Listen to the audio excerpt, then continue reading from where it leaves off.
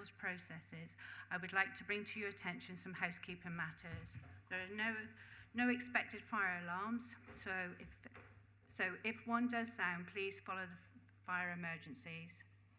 If you wish to speak during the meeting, I would ask that you raise your hand and wait for the chair to invite you to speak. I'll now move on to item 1, which is the apologies. If I can ask Ross to go through those, I'd be grateful. Thank you, Chair.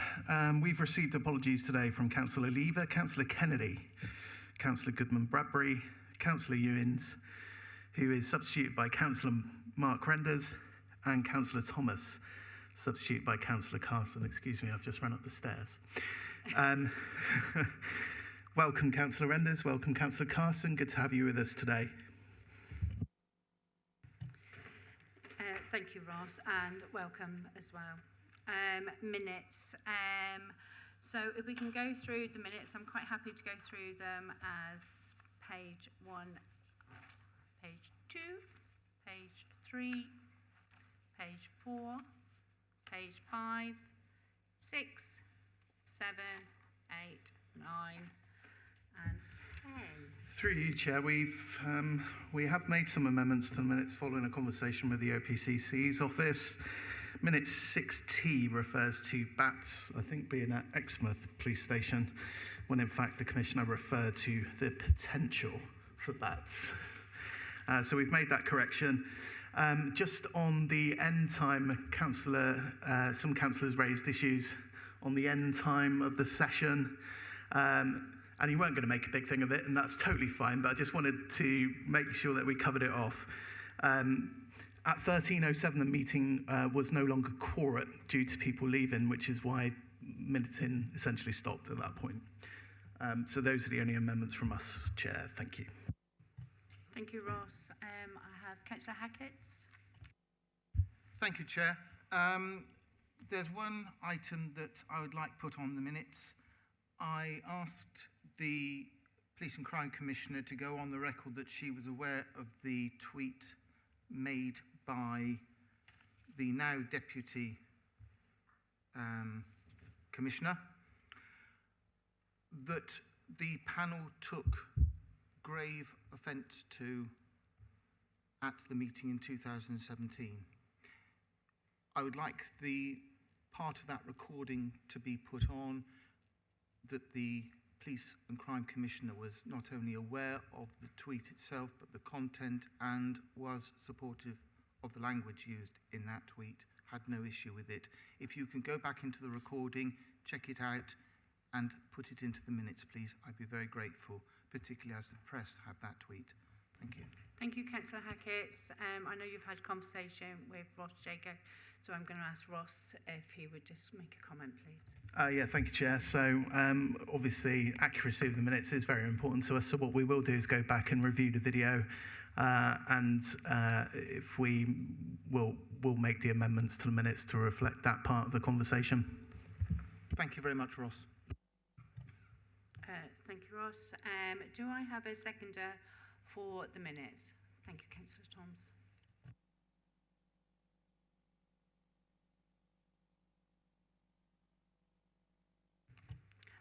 If I could take a vote, if subject to the amendments that were discussed, please. Thank you. That is carried. So item 3 is delegated of interest. Does any members have any delegation of interest? No. Item 4 is public questions, and we have no public questions. Item 5 is the appointment of the independent members for Devon and Cornwall. I'm going to ask Ross to introduce this report, please.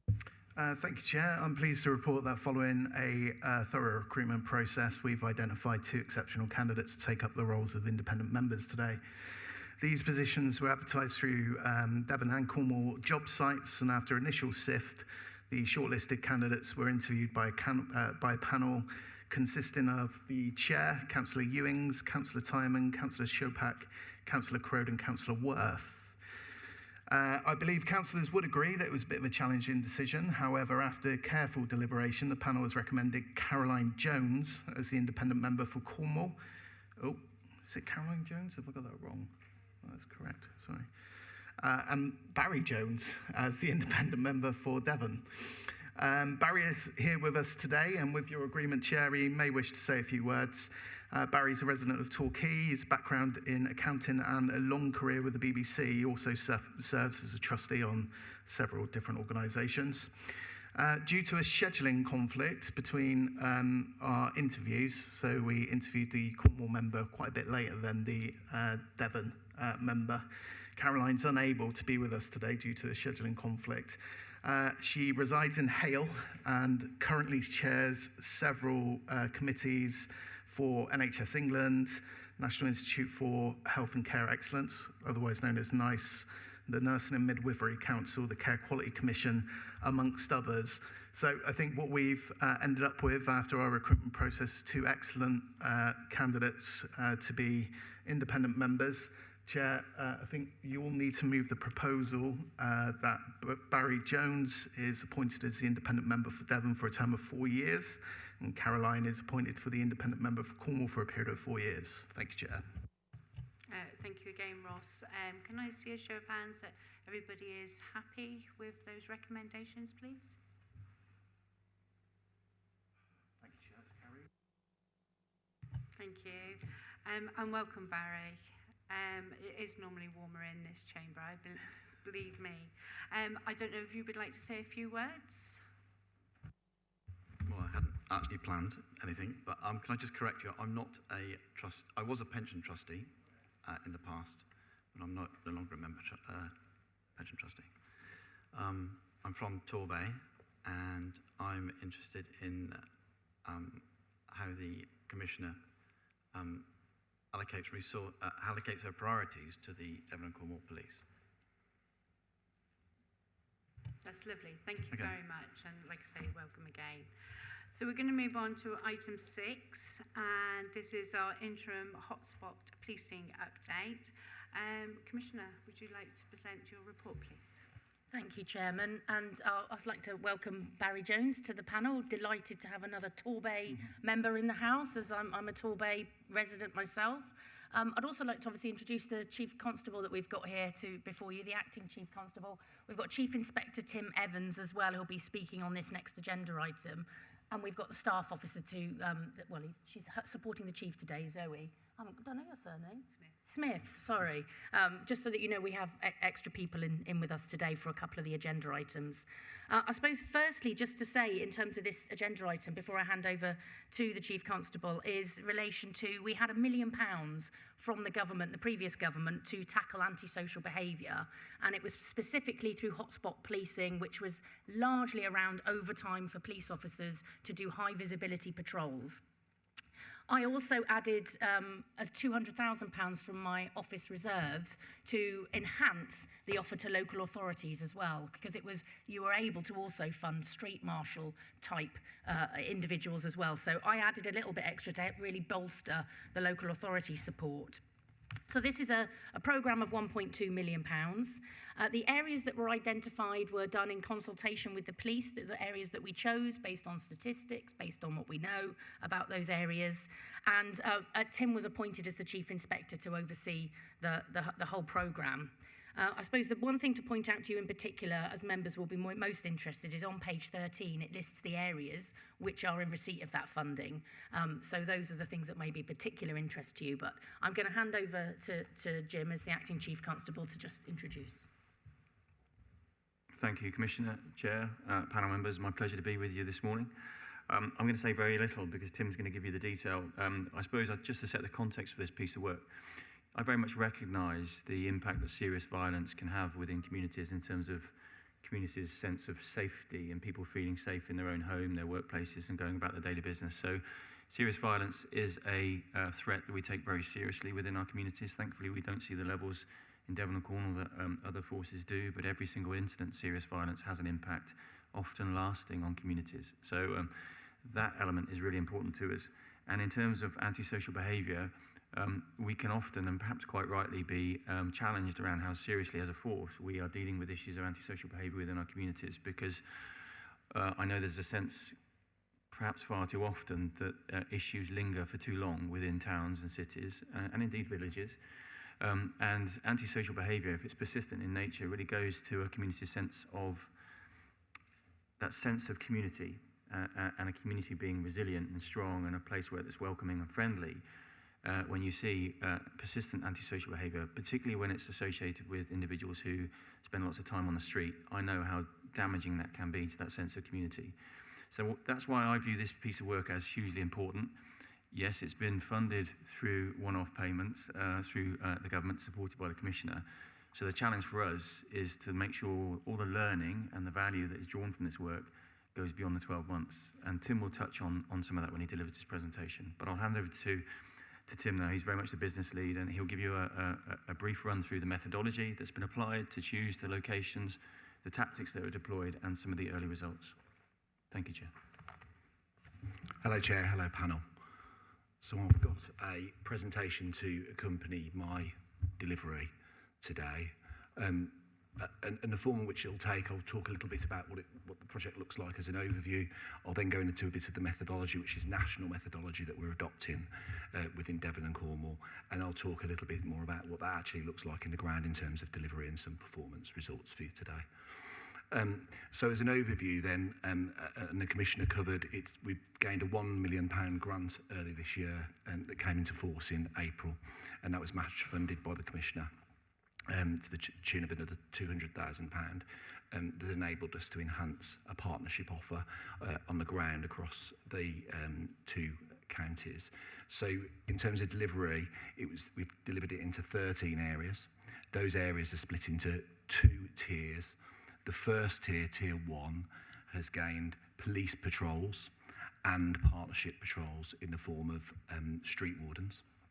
And the second tier purely gained funding for street wardens. So, and you can see up on the map there, there's a fairly even spread across the force, both Devon and Cornwall, where those 2 tiers have been applied across the force.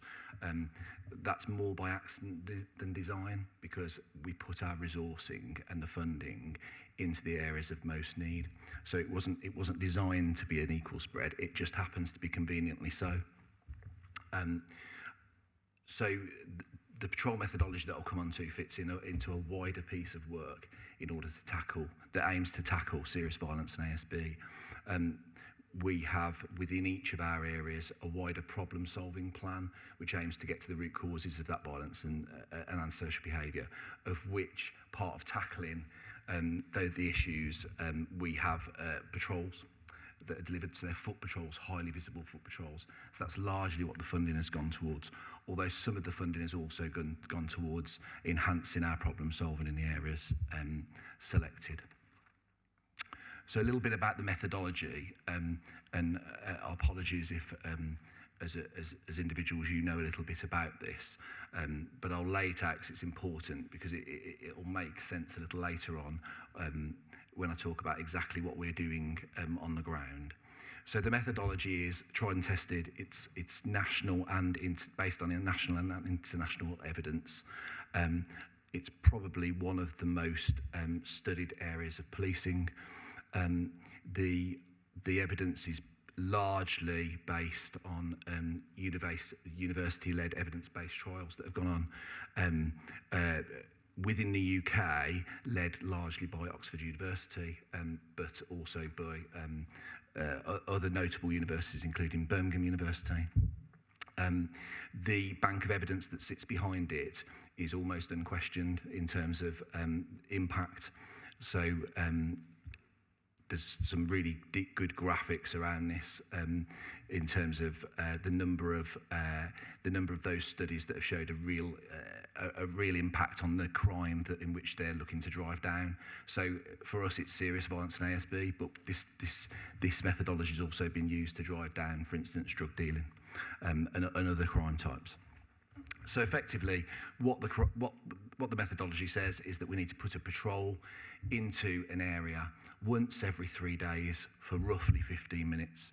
And during that patrol, we should patrol the locality as well as possible. So it's not about being static, although there have been trials around static locations. So this is about walking all over an area and being seen by members of the public, and the very presence of an officer or a capable guardian, such as a street marshal, deters crime. So why 15 minutes?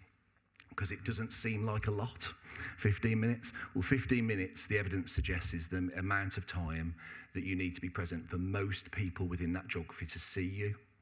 So up to 15 minutes, you probably haven't been seen by enough people, but after 15 minutes, you're being seen by the same people. So it's important at this point to point out that the funding has allowed us to really prime this methodology within force, so do lots more visibility than actually the methodology suggests we need to do.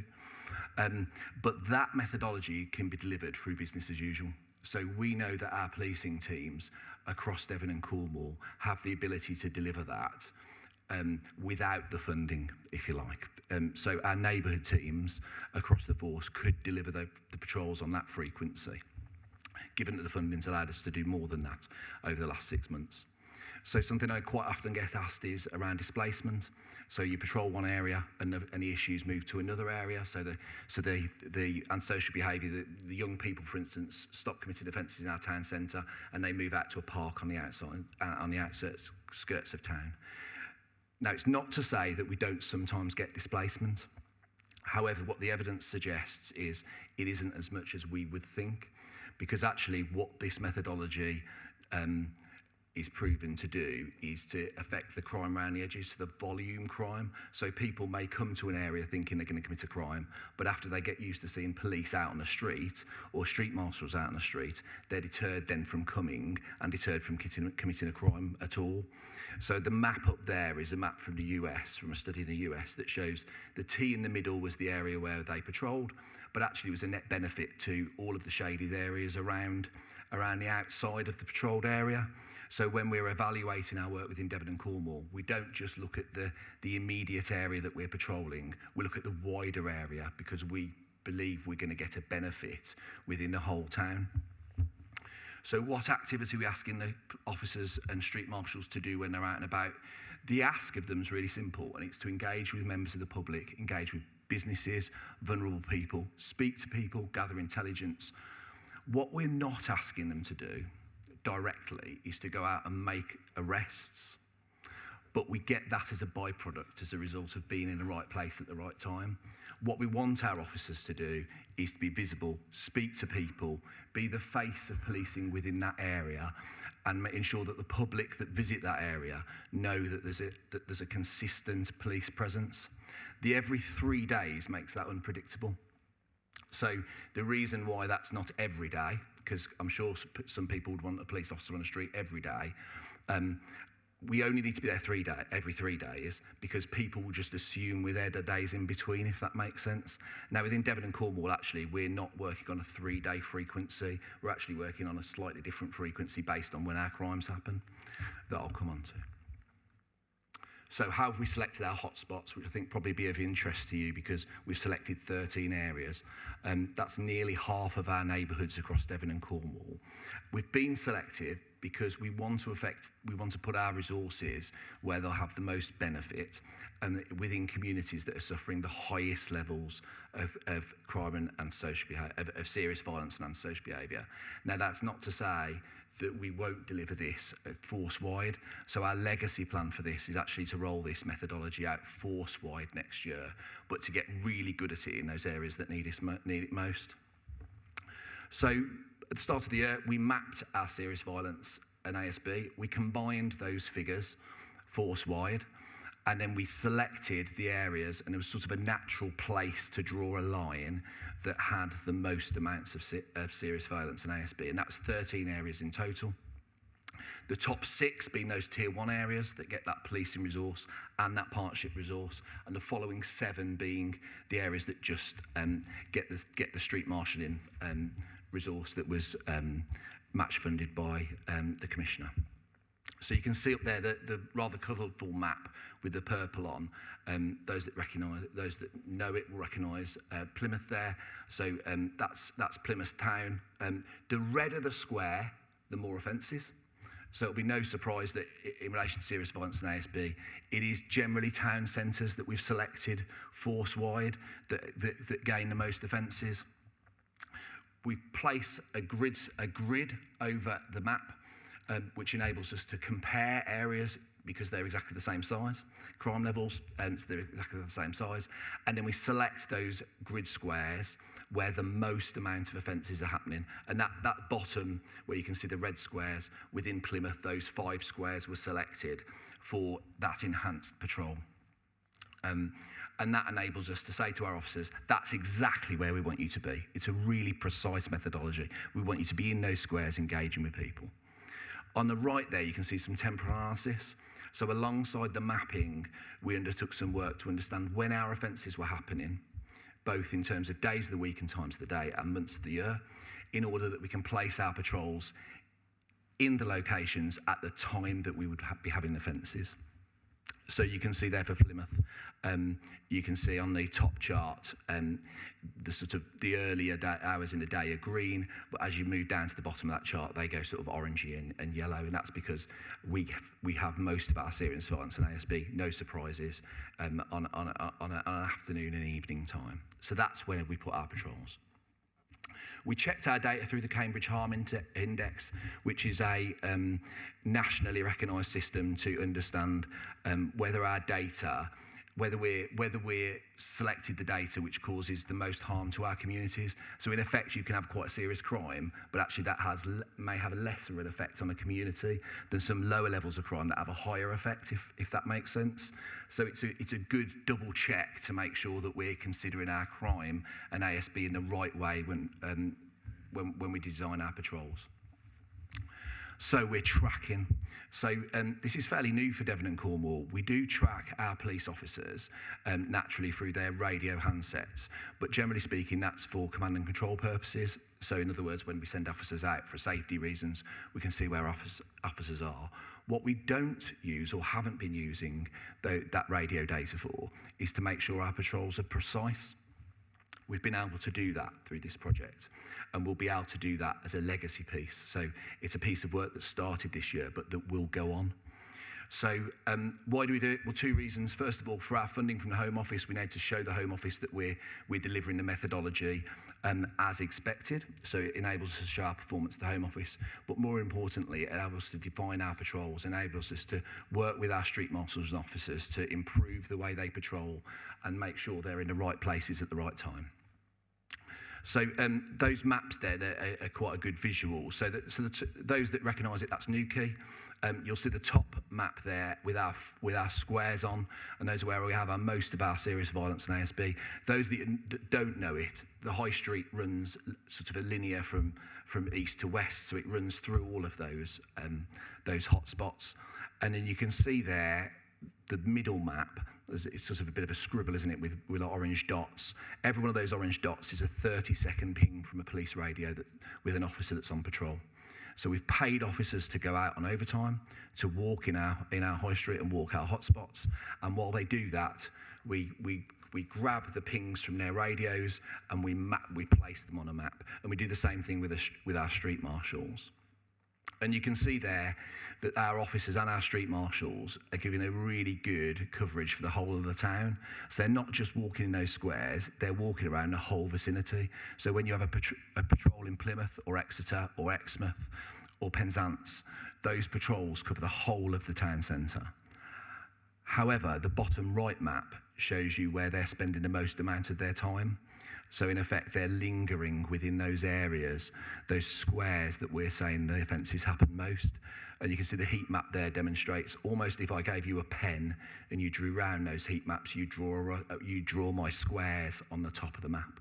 So what we're able to say is confidently our cops are in the right place at the right time. And you'll see there's a map there for Penzance. We're also able to gain some really good stats around the amount of time our officers are out, how far they've walked. I think a street marshal in Plymouth last week walked 11 miles. It's quite a long way to walk on a patrol in quite a tight area. So they're really highly visible, which is exactly what the public want. So what do we get from those patrols? So you've heard me say that our aim is engagement. And you can see there's 25,000 members of the public that we've engaged with across the 2 counties over the last 2 months. So those are genuine conversations with a member of the public that enables us to gather intelligence. And you can see there on the right, what's that, nearly well, over 600 intelligence logs from both our street marshals. You can see the community intelligence, that's from our street marshals, and then the police intelligence is directly from officers. So a fairly even spread there between the two. And that's from members of the public telling our cops who's committing our offences, where those offences are happening, where the drugs are being dealt, who's assaulting who. Then we can then follow that up and make arrests. So you'll see there then premises visits, so that could be licensing visits, could be visits to local businesses, local charities that offer support to people. And then up the top some stats around proactive policing. So while we've asked them to engage, we know by putting them in the right place that they will make arrests and that we'll stop search people and they will take weapons off the street. And you can see there's quite a significant number there. I think that's over 100 arrests. It's a fairly significant number of stop searches across the 2 counties. So we get that proactive result without asking for it, which is actually evidence that we're following the methodology, that we're in the right places and we're speaking to the right people. What's that, 300 odd ASB incidents attended, and then you can see a split there between street marshals and police officers on the top left. So roughly a 50-50 split. We get, in truth, more bang for our buck with street marshals. They cost less than a police officer, but they do a different job. So we're not asking our street marshals to do exactly the same thing. Clearly, our police officers can have the power of arrest, but quite often members of the public, especially vulnerable members of the public, will speak to street marshals when they may not speak to a police officer, especially in areas where we've initially experience on high crime levels. They may not have the confidence to speak to a police officer. Equally with street marshals, we know they're helping with first aid incidents, so they've got a slightly different role they're offering, but they're delivering the same methodology in the same areas. So comms then. So a fair amount of work has gone into how we communicate this with the public and how we communicate in a different way. So whilst the public will see us out on patrol, we also want to give them a digital footprint. So if you're not a member of the public that visits the town centre, but you live in one of the locations that we're operating, then we want you to know that we are out, and we want you to know the results that we're achieving. So we're using traditional media, so you can see the top left there, we're on the BBC News, and I think there's over 60 pieces of more traditional media that have gone out over the period. But then you can see we're also doing some fairly innovative work. So bottom left, we're producing our maps. So we're showing people where we're patrolling, we're telling them we're out, and that spreads the message, and it gives us even more reach than we're able to gain through that actual patrol. And there's some community feedback there. So that's gathered by our officers, but it's also gathered through DC Alert, which is our community messaging system. So members of the public can go on there and rate us and tell us what they think of our patrols. And also connecting with local partnerships. So we've had some really good feedback from our local bids, for instance, within the towns that we're operating around our visibility and some of the work that's gone on. So really important there that we tell people and share that message. So legacy then. So I suppose if I put myself in your shoes, if you're a councillor from a town that we're not delivering this in, your natural question would be, well, you know, what about my town? When are you coming to deliver this in my town? The answer is we'll be delivering this force-wide from April next year. We're going to get really good at this in the 13 areas that we're delivering it. It seems like an easy process, you know. It's foot patrol at its most basic form, but actually there's some finesse to it. So we're going to get our 13 towns that are delivering this really good. We're going to use that mapping and those results to share it with our officers to make sure that we're accurate. And then into next year, then we'll move and share this with the other locations and the other towns across our geography that are currently not delivering this. This will become business as usual for Devon and Cornwall next year. We're gathering a bank of evidence. So both of the partnership patrols and for the police patrols that we're sharing with local partnerships. We're sharing it with you here today. We're sharing it with members of the public. That will support local partnerships in continuing patrols. So we know some local authorities already fund street marshal patrols. This year, some of those patrols we've been able to extend and push them into the times that we think will gain the best results. We want next year those partnerships to think about how they fund those patrols and make sure that they continue to deliver this methodology. So by gathering that bank of evidence and sharing it, we're providing them the ability to do that. So our problem-solving plans, so our SARA plans there, as they're called. So within each of our 13 localities now, we have a problem-solving plan that's been worked on in partnership to solve the issues that are present. Those, again, will be rolled out to the other areas across the force. So all areas will have a problem-solving plan that delivers hotspot methodology. And then there's some work going on with our CSAS team. So CSAS accreditation, effectively, it gives our street marshals some extra powers. Things like being able to demand the name of people that are causing antisocial behaviour in our communities. Your normal street marshal hasn't got the power to do that. When they're CSAS registered, they have. Within our 13 areas, they will all work to CSAS accreditation if they're not already.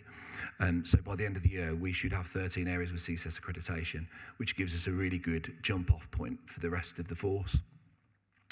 And then some work around our internal tools. So up to this point, we've patrolled, we've delivered foot patrol, but this methodology has developed us some tools, not least the ability to track our officers. So those tools will become mainstream, and our local sector inspectors who deliver local policing within all your areas will have a self-service tool which will enable them to map where their local hotspot areas are, so within all the towns, where the hotspot areas are, and be able to direct their officers with accuracy to patrol those areas and capture results.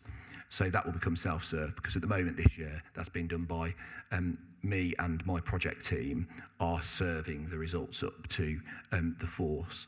But next year, post-funding, that will need to be self-serve. So we're developing those IT tools.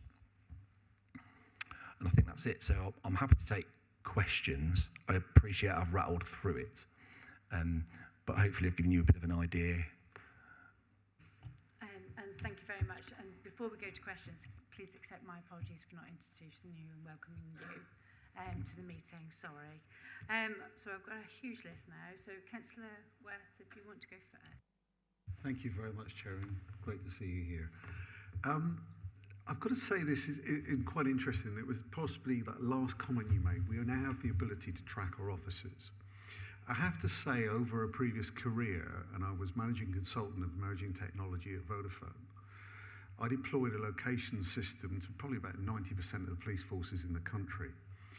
And I remember having this conversation actually with the head of police in Berlin, because we went to there. And part of the situation is that the rules have sort of changed for your officers, and I'm quite interested in that process, that they're understanding and agreeing for that information to be shared and shown. And that's quite a big task in bringing that through. It's this question of where are you or here am I, and that can change. So I don't expect you to answer all the operational situations, but I just want to flag up the challenges that can create.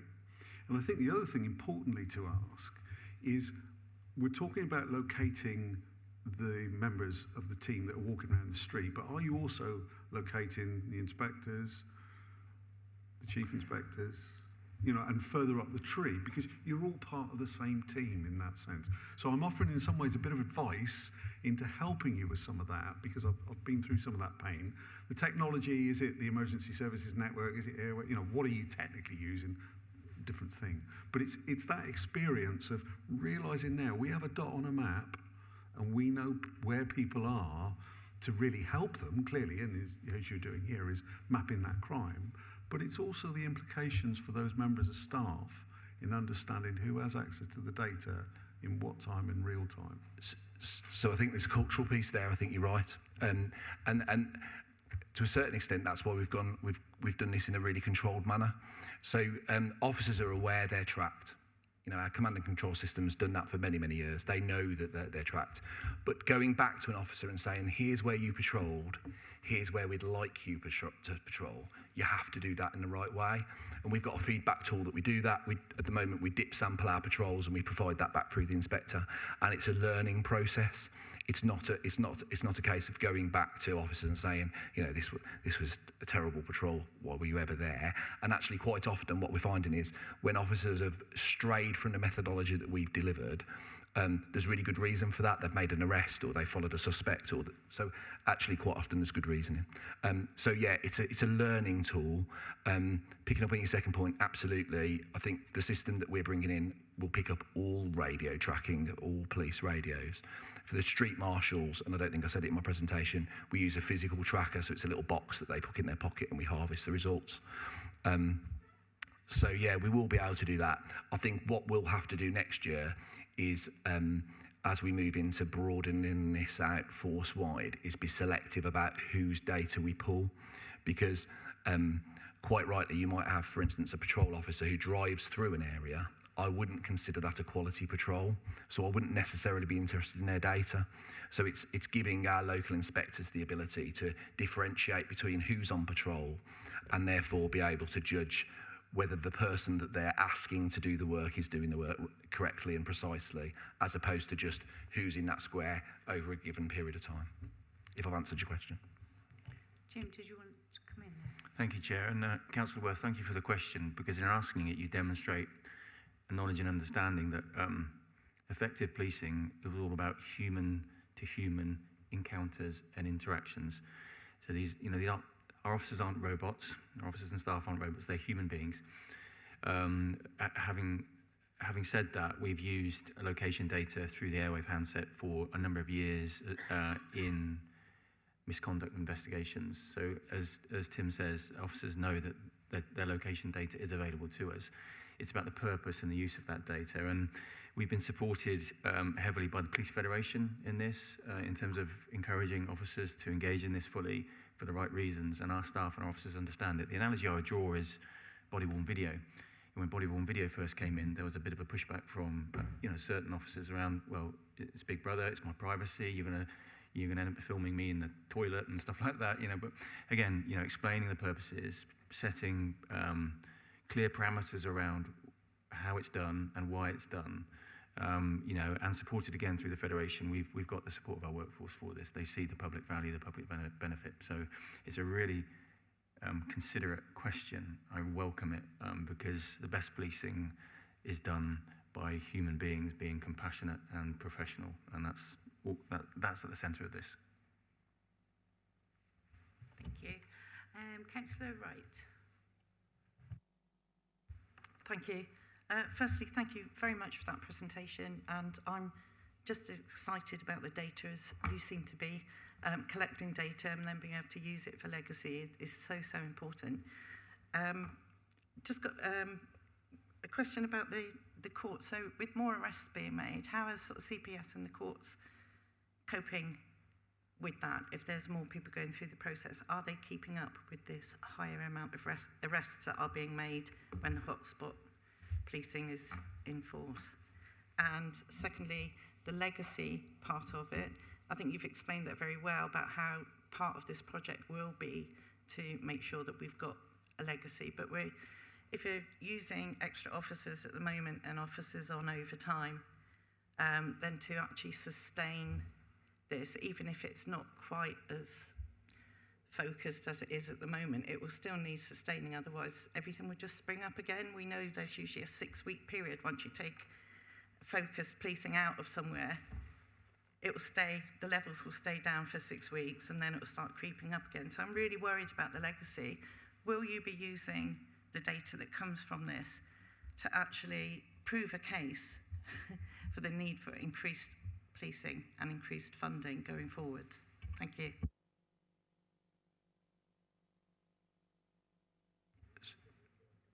I don't know if that question was for me or Tim, Councillor, but I'm happy to, perhaps if I address I'll leave Tim to address the legacy piece because that's within his project. Picking up your broader question around the overall capacity of the criminal justice system to be able to cope with this, frankly, this sits within a much broader initiative and approach within Devon and Cornwall Police to increase the number of arrests we're making per se. So I put quite a bit of energy into the organisation to increase, for example, the arrest rate around domestic abuse, which has, over the last 12 months, gone up from kind of mid-30s. Now we're seeing a 51% arrest rate for domestic abuse. 20,000 extra cops into policing, of which we've grown by 700. It gives us a capacity to arrest more and to charge more and push more demand into the criminal justice system. If I'm being brutally honest with you, the criminal justice system, as we've seen in recent days and weeks, is struggling with that demand. It was struggling before that investment was made in policing, and it struggles today. The Commissioner does a really good job locally of chairing the local criminal justice board, bringing partners together to test our effectiveness and our efficiency as a whole system at that local level. But there are real pressures in there. We see that with backlogs within the Crown Prosecution Service in terms of the files we give them. We see that in terms of backlogs at Crown Court listings and getting cases actually in a court and a judge sitting to preside over them. And then, of course, I don't need to explain to the panel the issues we've seen in the prison service most recently. So the whole system is under pressure. This adds to that, but in a fairly minor way. The overall pressure is there because policing, nationally and indeed locally, is pushing more in. One, because we're absolutely determined to be better, and two, because of the investment from the last government, we were able to increase that level of business going in. So it's a live conversation. So shall I address the second part of that question? So first of all, in terms of bank of evidence, we will and are supplying that both to the Commissioner's office and also to local partnerships to inform future funding decisions. That's the first part. The second part is the funded patrols. Where there aren't funded patrols, we're not policing. So I'll give you an example of that. So in Penzance, you'll see that's a tier 2 area. So in terms of the broader funding, that was for street marshal only patrols. So we haven't gone ahead through the Home Office initially and funded police patrols. Now over the summer period, we did put some police patrols, some funded police patrols into Penzance, which made a massive difference. Those patrols ended last month. Now, because we showed proof of concept to the local sector inspector and the worth was clearly visible to that sector inspector, what's happening now is the local policing team are delivering those patrols as part of their business as usual. So when their PCSOs go out, which they were doing before, they're now going out and they're delivering this methodology, so they're being precise in what they do. So, and I think that's the legacy piece. It's, yes, for those 6 top tier areas that get quite a significant amount of funding, we won't be able to put that level of patrol out next year without additional funding. However, we don't need, the methodology tells us, first of all, we don't need to, because it's about accurate patrol on the frequency that I've laid out. And actually, we'll have 6 areas that have delivered this consistently over 12 months, felt the benefit, and therefore the local teams will pick up that methodology and run it into next year. Okay, thank you. Next one is Councillor Toms. Thank you, Madam Chairman. The trouble with grants is they're there, they do the job, and then they move on, and you know the benefits you can get from them is always limited. Now, I live in Loo, and Loo is about 0.9% of the population of the whole of Cornwall. So tiny, very tiny place. But we were worried about crime, and we did it ourselves. We set up a partnership with the local police and PCSOs, found out what was going on. We, this year, the town council paid for marshals to be in the streets. And here's a few facts that have come to light. Of the first 8 months of this year, there were 357 crimes in Loo. Of those, over 30% were crimes of violence, in other words, section 20 or more serious, or section 47 or less serious. But the notable thing with it is that when we had the marshals on the streets, it all went down. You know, the figures were better. And you know, there's the pie chart to show me exactly what's gone on. So I know what's gone on. And I think that if you want to do this in the future, you can do it on a micro scale, and we've proved that by doing it on the micro scale. And I think the setting up of these partnerships throughout, you know, places like Liscard and places that, you know, Liscard's quite a little hotspot for crime. You know, I think if you want to carry on this thing, you can do it relatively cheaply. But if you get a bit of money, spread it a bit more evenly, you know, so that, because that figure that we paid for those marshals hurt the town council. You know, it's costly. You know, if you can give them £1,000, that reduces the hurt a bit to the local population. But you can do it in a different way, and that's all I'm trying to express to you. Don't think inside the box, think outside the box and make it things achievable. Thank you. Thank you, Councillor Toms. Jim, did you want to answer that? Just briefly, Councillor Toms, thank you. Firstly, my wife and her entire family are from Lou, so I know how committed and passionate and influential you have been over a number of years within that community, and the partnership we've got with you at that local level is strong, and it's an enduring one, and I welcome and thank you for your role in that. You make a very valid point. Policing is nothing without a partnership at a local level.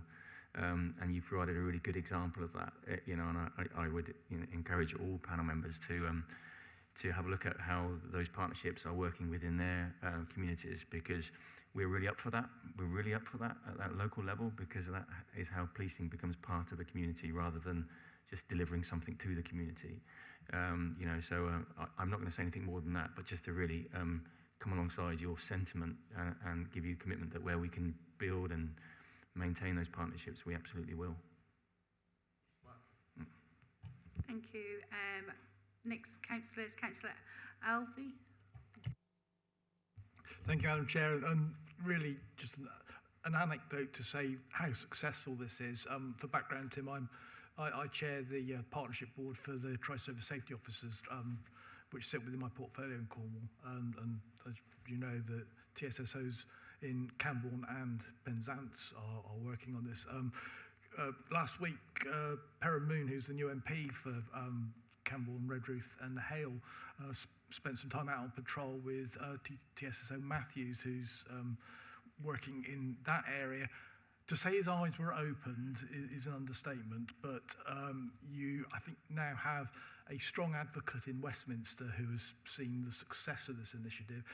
Just by way of background, in addition to seeing a lot of issues, particularly around drug use, he also experienced the TSSO switch from her more police community support role into her first responder role, dealing with a drug overdose.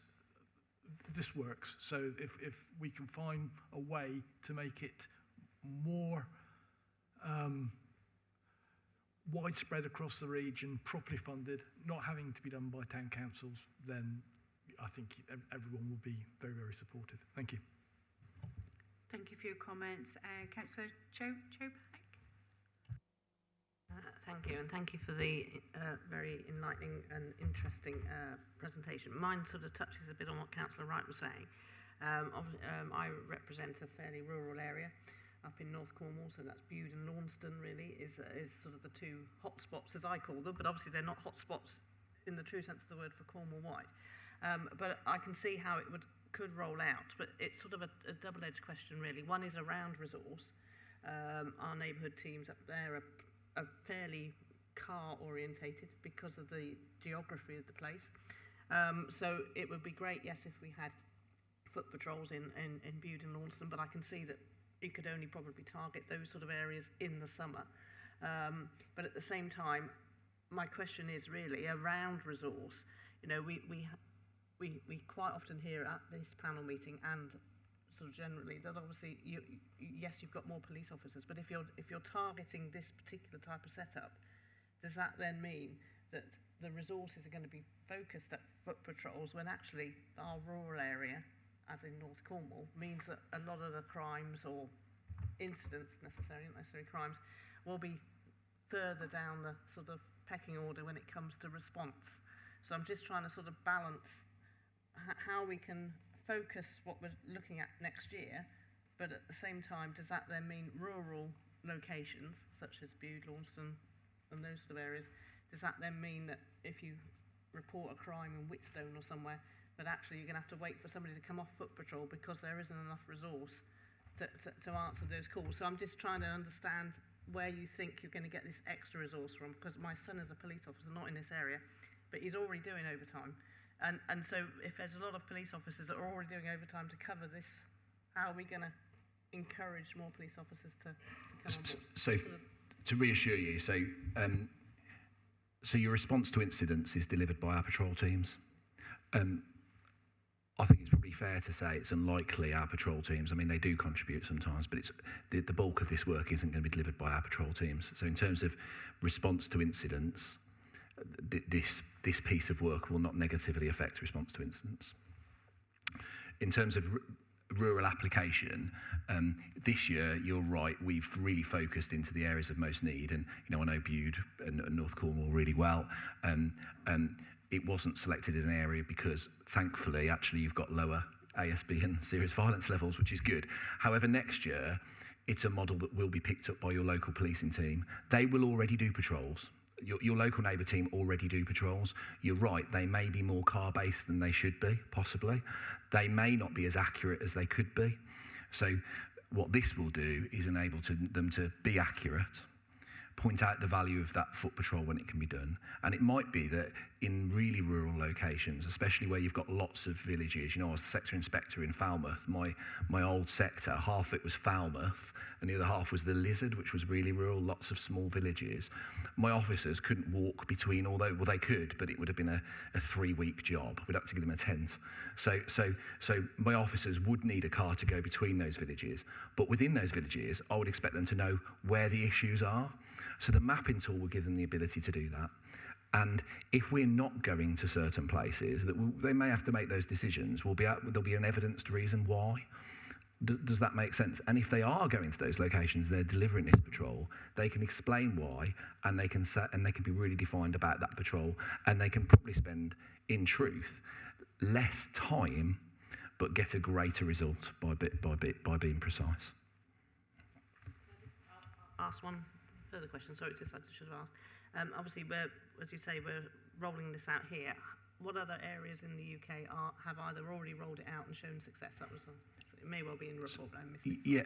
So there's areas across the UK that have done this. I mean, I saw this in the West. It won't be a surprise that I'm not from Devon and Cornwall. I saw this in West Midlands in 2008. Yeah, so there's some history here in terms of this methodology UK wide. More recently, there was a trial of 6 forces nationally last year, and the funding from the Home Office that we've got this year is part of grant funding that's gone out to all forces across the UK. So we're part of a network, and part of my role is linking in with those other forces to understand what's working for them, because there's still some learning to be done here, and if we can pick learning up from other forces and absolutely bring it in, especially with our rural geography, because we're very different to some of those more urban forces, we do.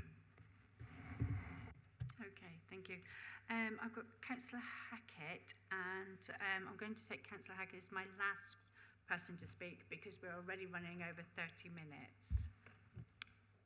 Thank you, Chair. I appreciate that.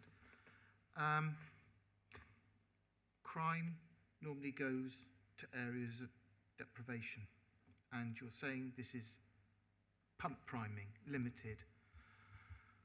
I would dearly love this to be sustained and long term, because in Bideford we saw what happened when you reduce the number of PCSOs, and to me, we desperately need our PCSOs back, and this is the strongest argument that we've got for reinvigorating that service.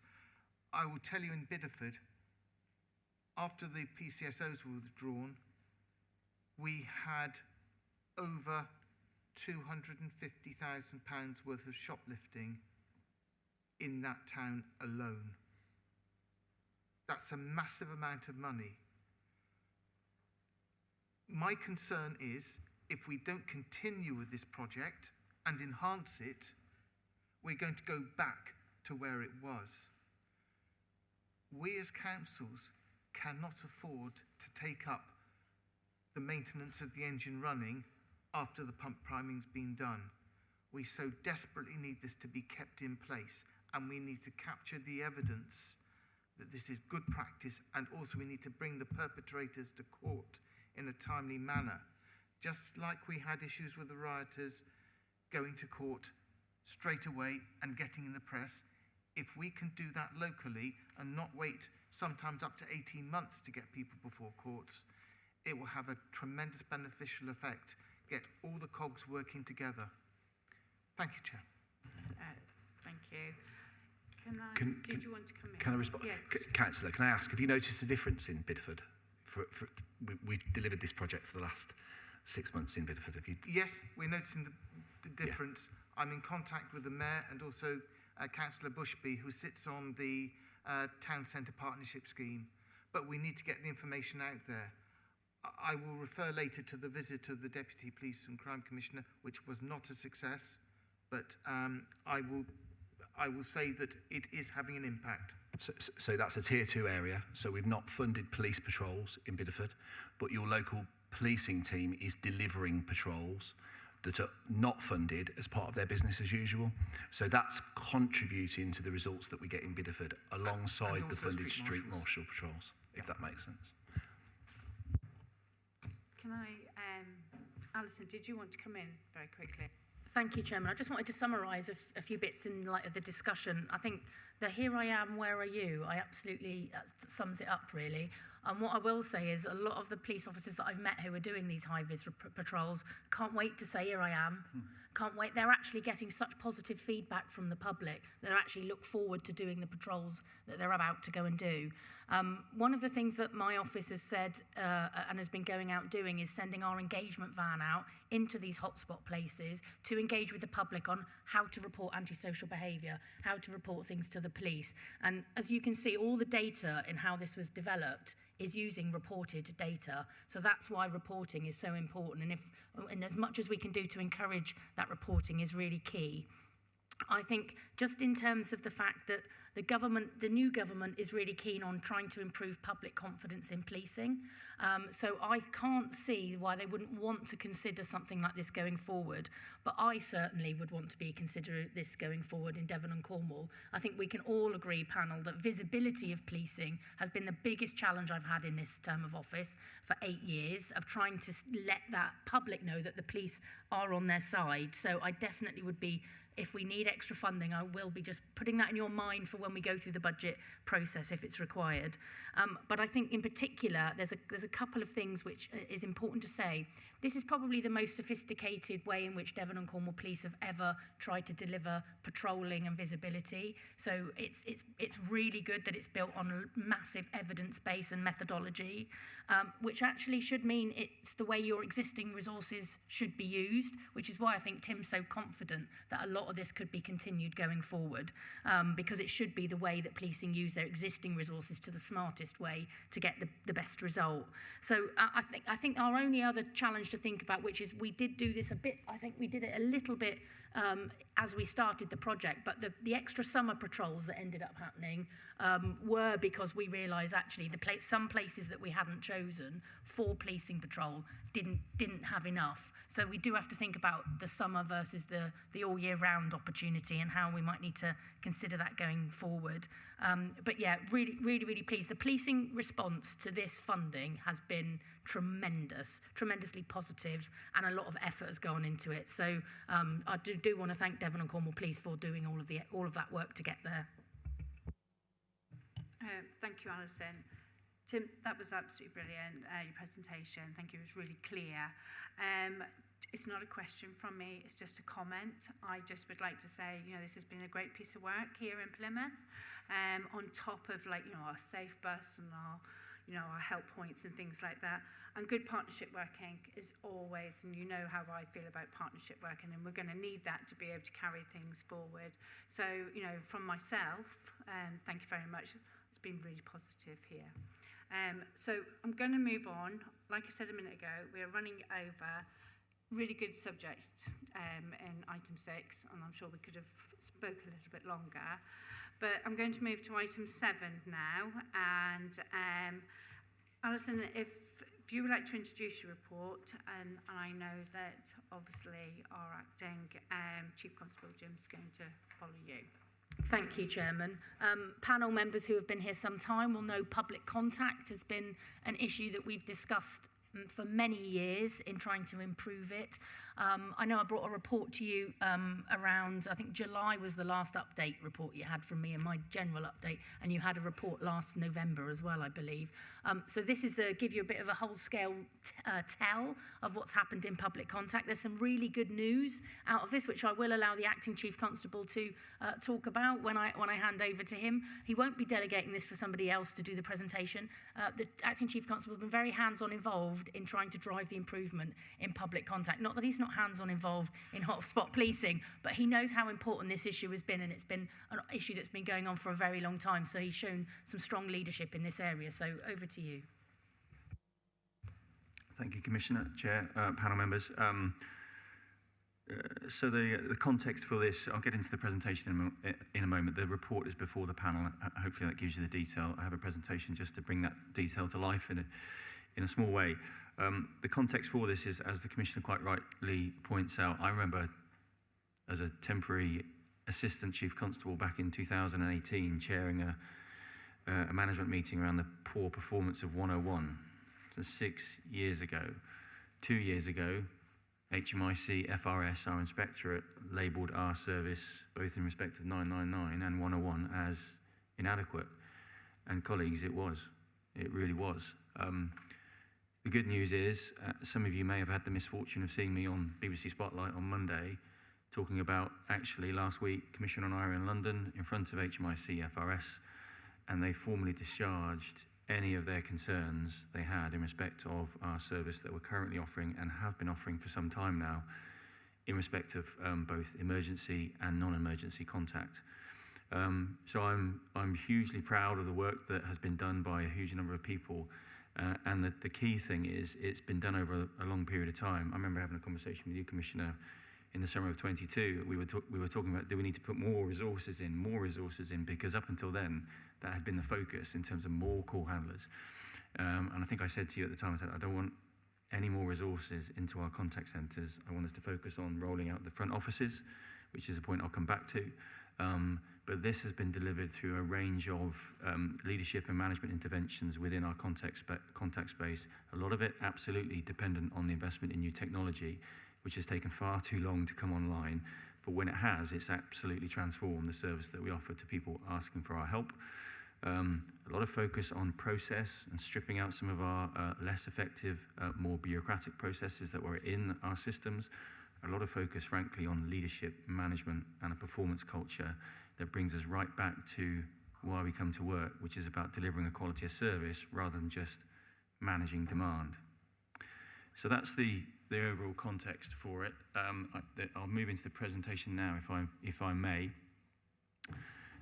So what do we mean when we talk about contact? So our command is called the Contact Resolution Centre. Just breaking that down, because hopefully I'm not teaching anybody something that you quite clearly already know, but I don't want to make any assumptions. So we have 2 control rooms and 2 contact centres. They both sit side by side. So we've got a control room and a contact centre in Exeter on our Middlemore site. And we have a control room and contact centre here in Plymouth, up at Crown Hill. Those environments handle our 999 and our 101 call management calls. So the calls coming in, they also deploy resources out in response to those requests for help. Supported heavily by the Commissioner over the last 4 years, actually, I think it is, in terms of a big opening up of our public inquiry officers. I think 13 have opened up over the last 4 years. We've got another 4 to come online this year, a point I'll come back to in a moment or two. But importantly, so it's not just about answering the phone, it's also, as you'll come on to see, we have a huge amount of digital demand coming in through our online portal. Digital demand, effectively, I'll use the phrase emails. They're slightly more sophisticated than that nowadays. But it wasn't that long ago where not only were we struggling to answer the call on a 999 or a 101, we were also struggling to answer you if you emailed us. I remember worst case scenario, we had in excess of 3,000 emails sitting in a queue, and it was taking us about 18 days to respond to an email. And in that queue, there was risk, and there was harm, and there was vulnerability. So none of this was acceptable. None of this could go on, and hence the kind of coordinated response to address the issue. So I won't draw out every line of this. It gives you a flavour of that kind of multifaceted leadership and management response to the challenge. We have worked with the private sector to review our processes in terms of how the private sector manage call handling challenges.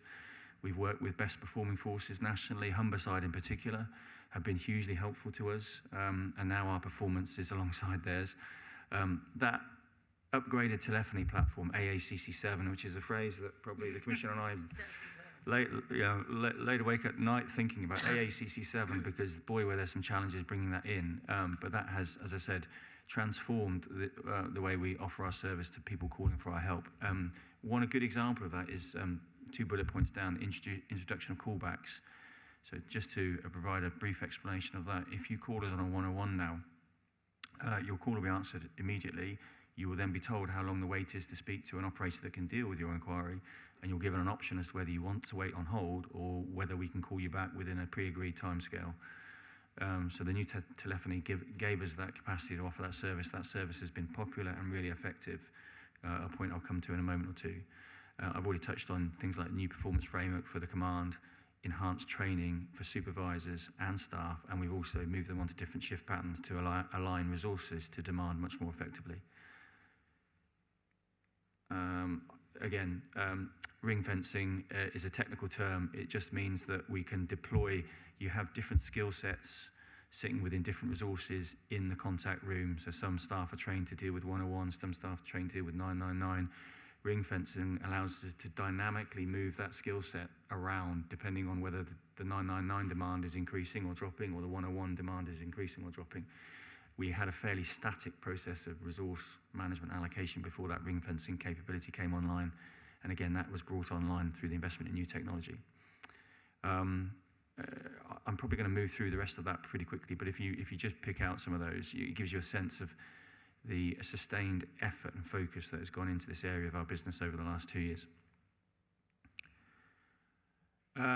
So making it easier for the public to contact us. So the introduction of callback service I've talked about.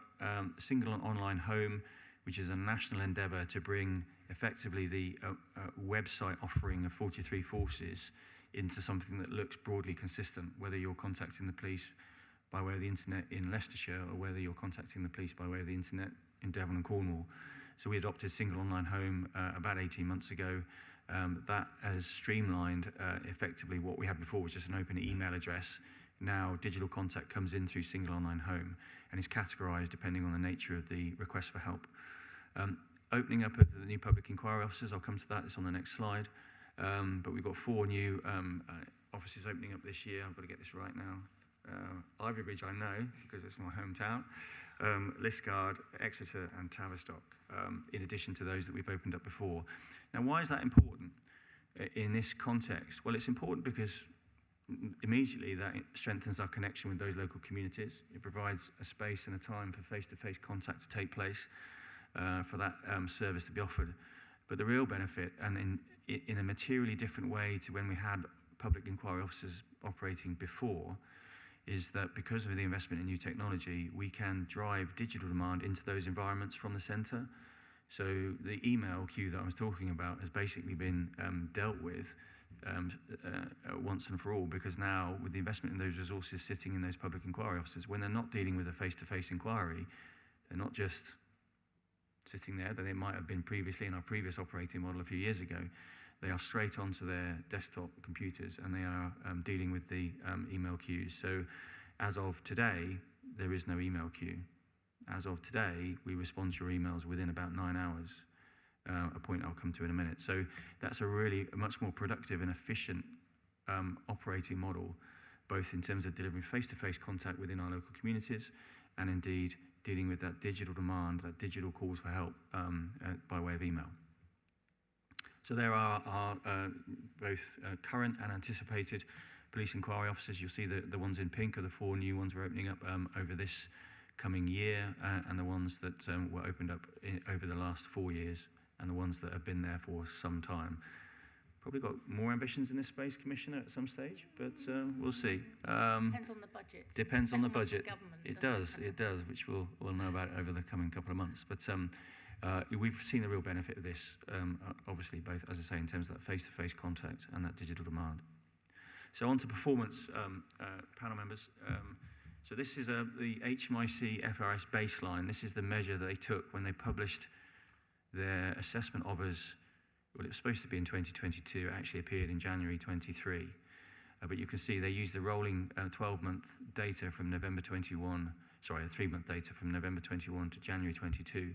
That baseline showed that we were only getting to 85% of our 999 calls within 10 seconds. There's a national service level agreement for forces to hit 90% of 999 calls answered within 10 seconds. So we were missing that. And you can see the average wait time for a 999 call to be answered was 13 seconds. This is our current performance. So you'll see there 6 months rolling average up to August, so 24. We're answering 93% essentially of those 999 calls now within 10 seconds. And the average call wait time before answer has dropped down to 5 seconds on average. And we've maintained that now for the last 12 months. And most importantly, we've maintained this performance right across the summer period. In terms of our national position, so the national 999 data is available. It's not available for 101 yet. That's coming down the tracks. But in terms of national data, you'll see there how our position within the 43 forces has fluctuated. We were number 1 back in August, and then we brought a whole load of new technology online, and it hit us in the shins a little bit. But we've recovered from that, and we're growing from strength to strength. So right now, the latest published data shows us as 16th nationally. Just to draw that out a little bit more for you. So in the month of August, we handled just short of 30,000 999 calls. So we're 16th in the country, handling 30,000 calls in a month.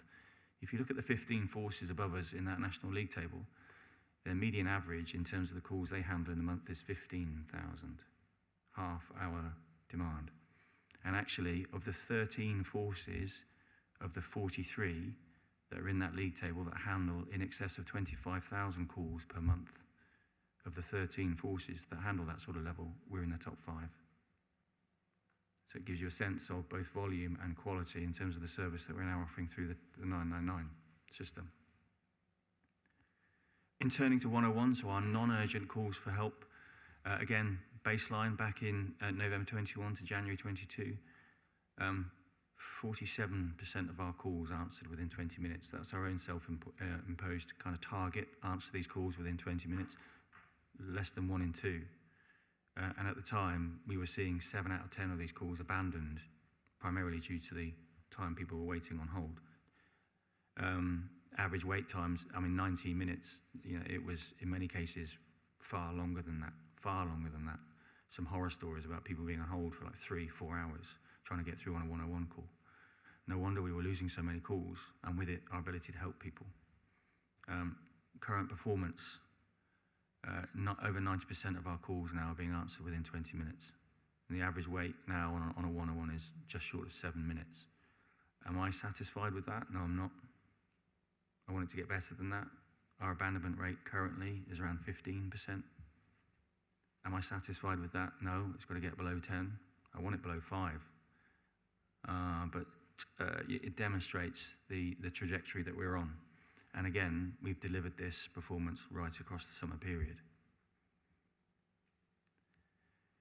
Just to show you some more of the detail, so there you go. I talked about callback. So in the last 6 months, since we brought it in, 26,000 requests for callbacks with a success rate of 98.1%, i.e.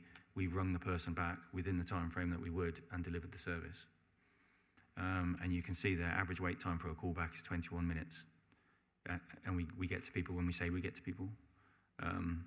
So that's a really robust service. We've gradually expanded that. We opened it up in really limited hours initially because we were a bit nervous about how it's going to work. Now it's, we've expanded the hours that operates pretty much right the way through the 24-hour period. You won't be able to pick out some of the data on this. From there, you might have it in front of you. I just wanted to draw your attention to a couple of points. So in the red box on the right-hand side, you'll see that, as I said, this has been sustained performance now in terms of 999 for some time. So in August of 23, we're actually hitting 92% of our calls answered within 10 seconds. In August 24, that's gone up to 94%. So it shows you that sustained level of performance. Just dropping down to the second red box, if you like, which talks about 101, you can see there that August 23, the average call waiting time on 101 was 40 minutes, and it's now less than 5. The percentage of calls abandoned, just short of 60% in August of 23. As I said, now it's 15%. And in terms of the number of calls answered successfully, we're hitting 85%. More to be done, but undeniable change in performance and service. And right down at the bottom there, just to highlight that, there's 2 lines. One's in red. The one immediately above it is the average waiting time for us to deal with effectively an email was 19 hours. It's now less than 9.5. And actually, in terms of our threshold, which is to answer your email within 24 hours, worst case scenario, we're answering 93% of our emails within 24 hours, whereas previously, last year at this time, it was less than 1 in 4.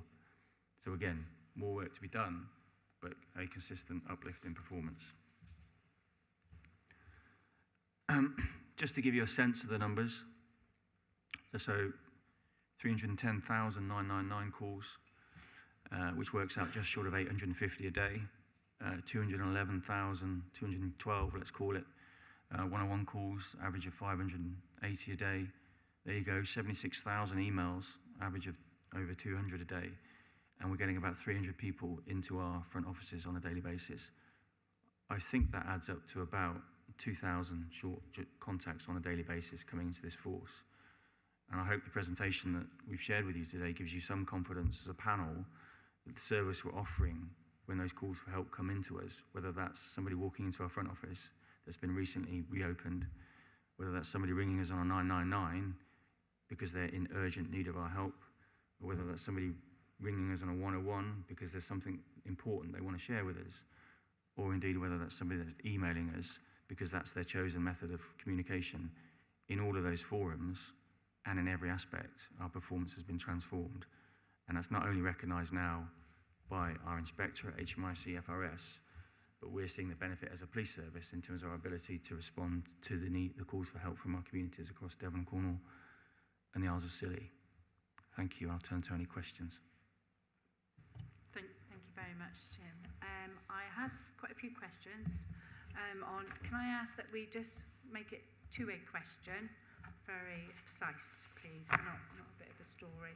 So my first one is Councillor Loudon. Thank you, Chair. Thank you, Chief Constable. I've been watching your demeanour this morning. I watched it whilst your colleague Tim was talking, and I've watched it as you gave us the presentation there. I think I'm seeing a man who looks as if a bit of a weight has been taken off of his shoulder, because I think when Tim was talking, I saw some pride, I think, coming from you. I'm hearing pride come from you in the achievement reached. This is something that I've been interested in whilst I've been on this panel. I've had exchanges before with the Commissioner about this. And I think great credit must go to you and all of those who've worked with you to get to this point. Call handling is not easy in any organisation. And if I'm honest, when we heard the horror stories that we heard a couple of years ago, it was quite dispiriting, to say the least. As I say, I'm looking at you and there's a bit of a smile and a bit of a bounce in your step, even though you're sat there. Anyway, so that's that. However, and I think you've answered the question that I was going to ask. If I look at page 23 of the report, and that's the table by month of the 999 calls answered in under 10 seconds. So you became the Man City, if you will, of the police world in August 23, and then it dipped down, and then suddenly you're coming back a bit sort of Exeter City like. If I can mix the teams up, and that was the concern for me when I looked at this. So I think you said the reason why you jumped down and you're now bouncing back wasn't just because of BT, and that was part of the issue, but the fact that you've in addition introduced new technology and therefore grappling with it and trying to use it to claw your way back. Have I interpreted that correctly? Thank you, Councillor Loudon, and thank you for your earlier comments. I am very proud of this, but not in a way that I think the job's done, or there's not more work to be done. There is, and the challenge is sustaining it. But as I've already drawn that point out, I'm really confident, because this isn't about moving a whole load of people into a room and getting them to answer the phone that we can only afford to do for 6 months. This has been achieved through a whole range of different means. You're absolutely right. So the introduction of new technology, we were sending shockwaves into this area of the business because we needed to, and it was always going to impact on performance in the short term in order to get that broader long-term uplift. Am I concerned that we can't maintain this performance? No, I'm not. I've got every confidence. I see, when I go into those contact rooms now, I see a difference in people's faces. I see a different focus. I see difference in terms of the numbers that were on the screens that were previously red, now green. So I absolutely, there will be challenges, undoubtedly. We'll have major incidents, and that triggers massive 999 demands. A single crash on the A38, it can overwhelm our systems at times, because you get, 50-odd drivers ringing you on 999 at one point, and you see those challenges in our performance. But the overall trend is stable and still moving in the right direction.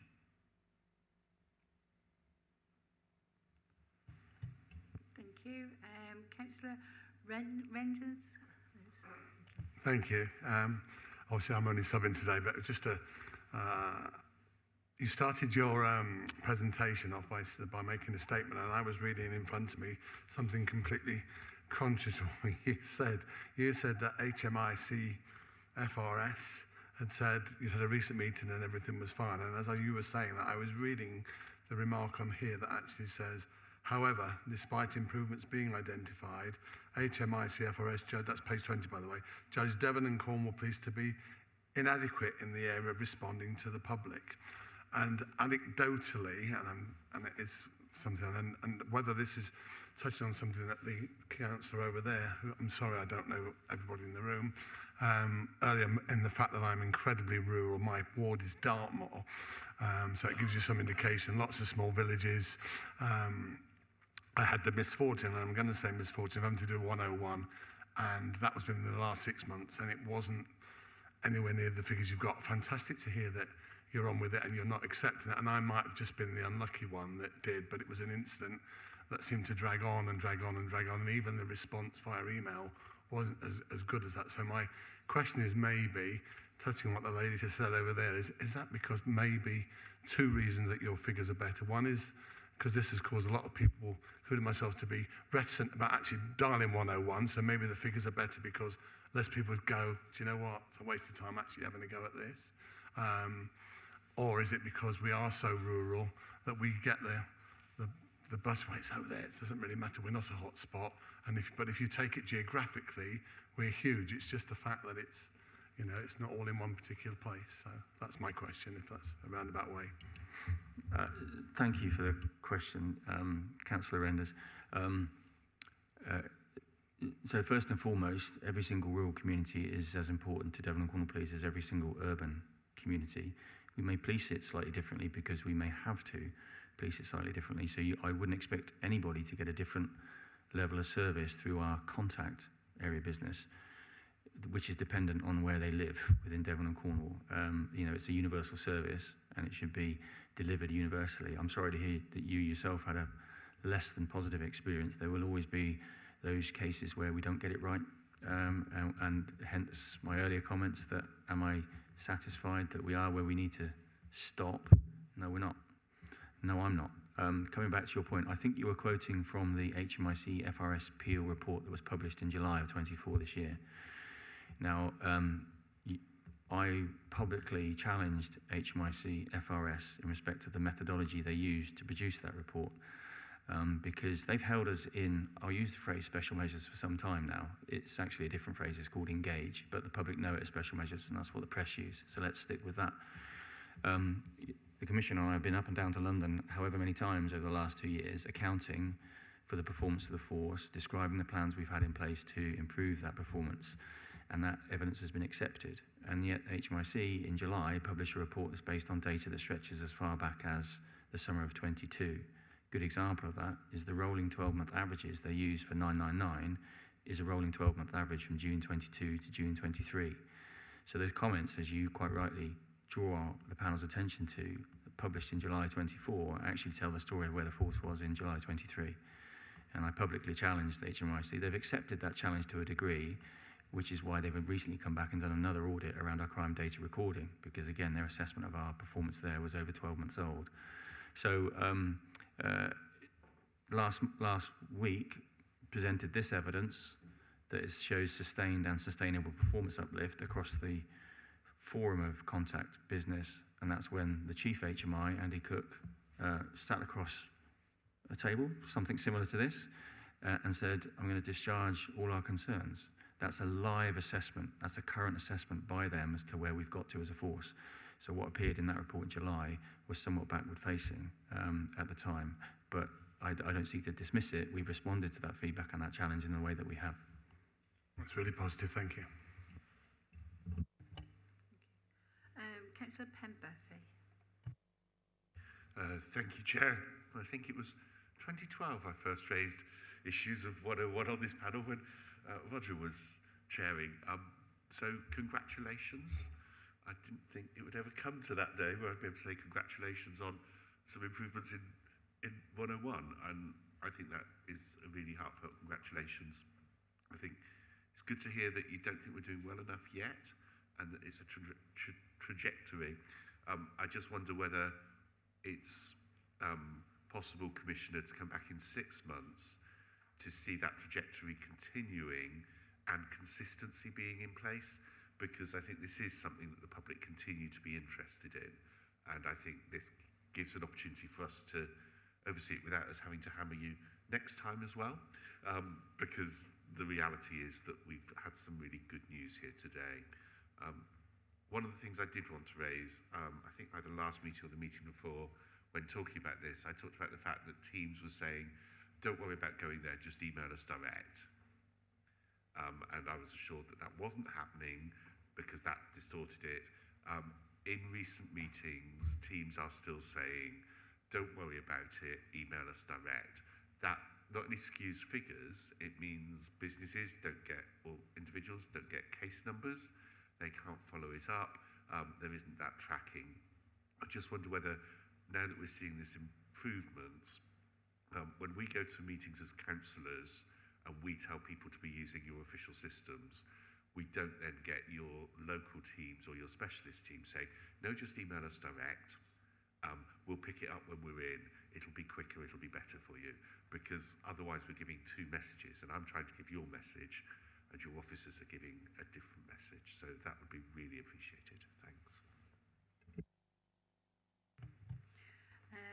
Councillor Wright. Thank you, Chair.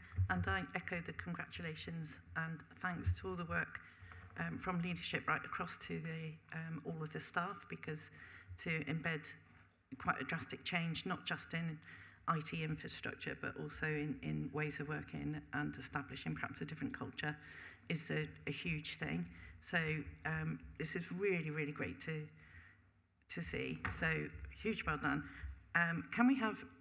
Can you really chuck everything out, positive comms on this, so that people do now feel able to ring 101, which ties in with what our councillor from Dartmoor was saying, that I've heard it so many times that people just say, oh, it's not worth it. So I'm wondering how many of them go to 999.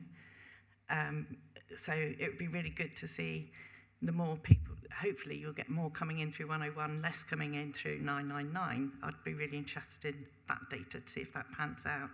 Along that line as well, I hope that you'd be looking at that data along with the hotspot policing data because of the amount of contact that's being made face-to-face by people out on patrol. You've already said sometimes they will tell you where there's drug stealing going on. They might otherwise have gone to try and do that through 101 or send an email or not bother. So how all this data will correlate, I'd be really interested to see, because I'm sure the 999 figures will start going down the better 101 comes. Question about Ranim's law, which the Home Secretary made a statement about last week, about targeted forces are going to have expert call handlers that are highly trained on domestic abuse and domestic violence will be embedded in call centres. So the question to you is, do we know if we're going to be one of those targeted forces that will receive that extra help into the call centres? Thank you. Thank you. Would you like to answer? So thank you for the question. In respect to the final element of your question, I'm interested to see where that funding goes as well. I haven't heard that it's coming towards Devon and Cornwall, but we'll certainly work with the Commissioner's Office to make sure that suitable representations are made to see if we can maximise the chances of that. You're absolutely right to highlight the issue around, when you've got a really poor 101 service, often a lot of that gets displaced into your 999 queue. And we did quite a bit of work actually to see and track where the same number was ringing us from a 101 that then suddenly rang us from a 999 on a 999, and there was a pattern there. It wasn't massive actually, but there was a pattern there. And I too am very hopeful that as our 101 demand increases, picking up your point, sir, in terms of people just don't bother, well, actually we're seeing our volumes increase now because we are talking about this, hence me being on BBC Spotlight on Monday, hence, frankly, being here with you today, which is a real pleasure. When I asked the Commissioner to come alongside her today in order to really highlight this, to use this as a forum to get the message out as well, and hopefully using yourselves as advocates around this issue within your local communities to tell your communities that actually the service has changed and you should experience something different now to that which you would have experienced before. Thank you, Chairman. Just a few things, really, just on the back of some of the comments. Agree with Councillor Penberthy. We can never let this go. I think the scrutiny from this panel to add the extra pressure onto how we sustain this performance is, I think, would be welcomed by well, I'll bring the Chief Constable along again, but I think would be a helpful platform to do that within. Just to say, I think there's a couple of names that the Acting Chief's just forgotten to mention, so I'm just going to mention a couple. Assistant Chief Constable Nikki Leaper is the one he's lent on a lot to actually drive the performance in this area, and she spent days and nights. I mean, I know it was up on the screen about walking the floor, but she spent days and nights in the control room getting alongside people to really understand the impact of some of the things that were happening.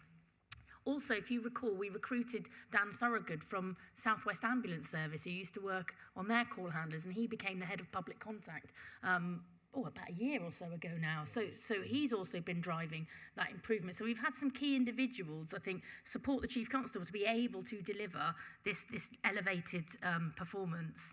I think just to mention to Councillor Renders, the calls are not reducing. So if you think people aren't bothering, they're going up and down. I mean, they certainly aren't getting less. If anything, calls are getting greater, even though we've got open police inquiry officers and we've got the digital arrangement. The calls are not reducing in any way, shape or form. So I think that shows you that people are still trying to get through, are still calling the police. And in terms, Councillor Wright, of promoting some of this, only in, I think, I'm going to say August, because it probably should have gone out in July, but it went out in August, but a leaflet went out in the surrounding areas of all the police inquiry offices that we have in Devon and Cornwall Police. So not just the new ones that we've opened, but the existing ones as well, saying what the opening times were and how you can report to the police. So we've done quite a big promotion to encourage greater footfall into those police inquiry offices.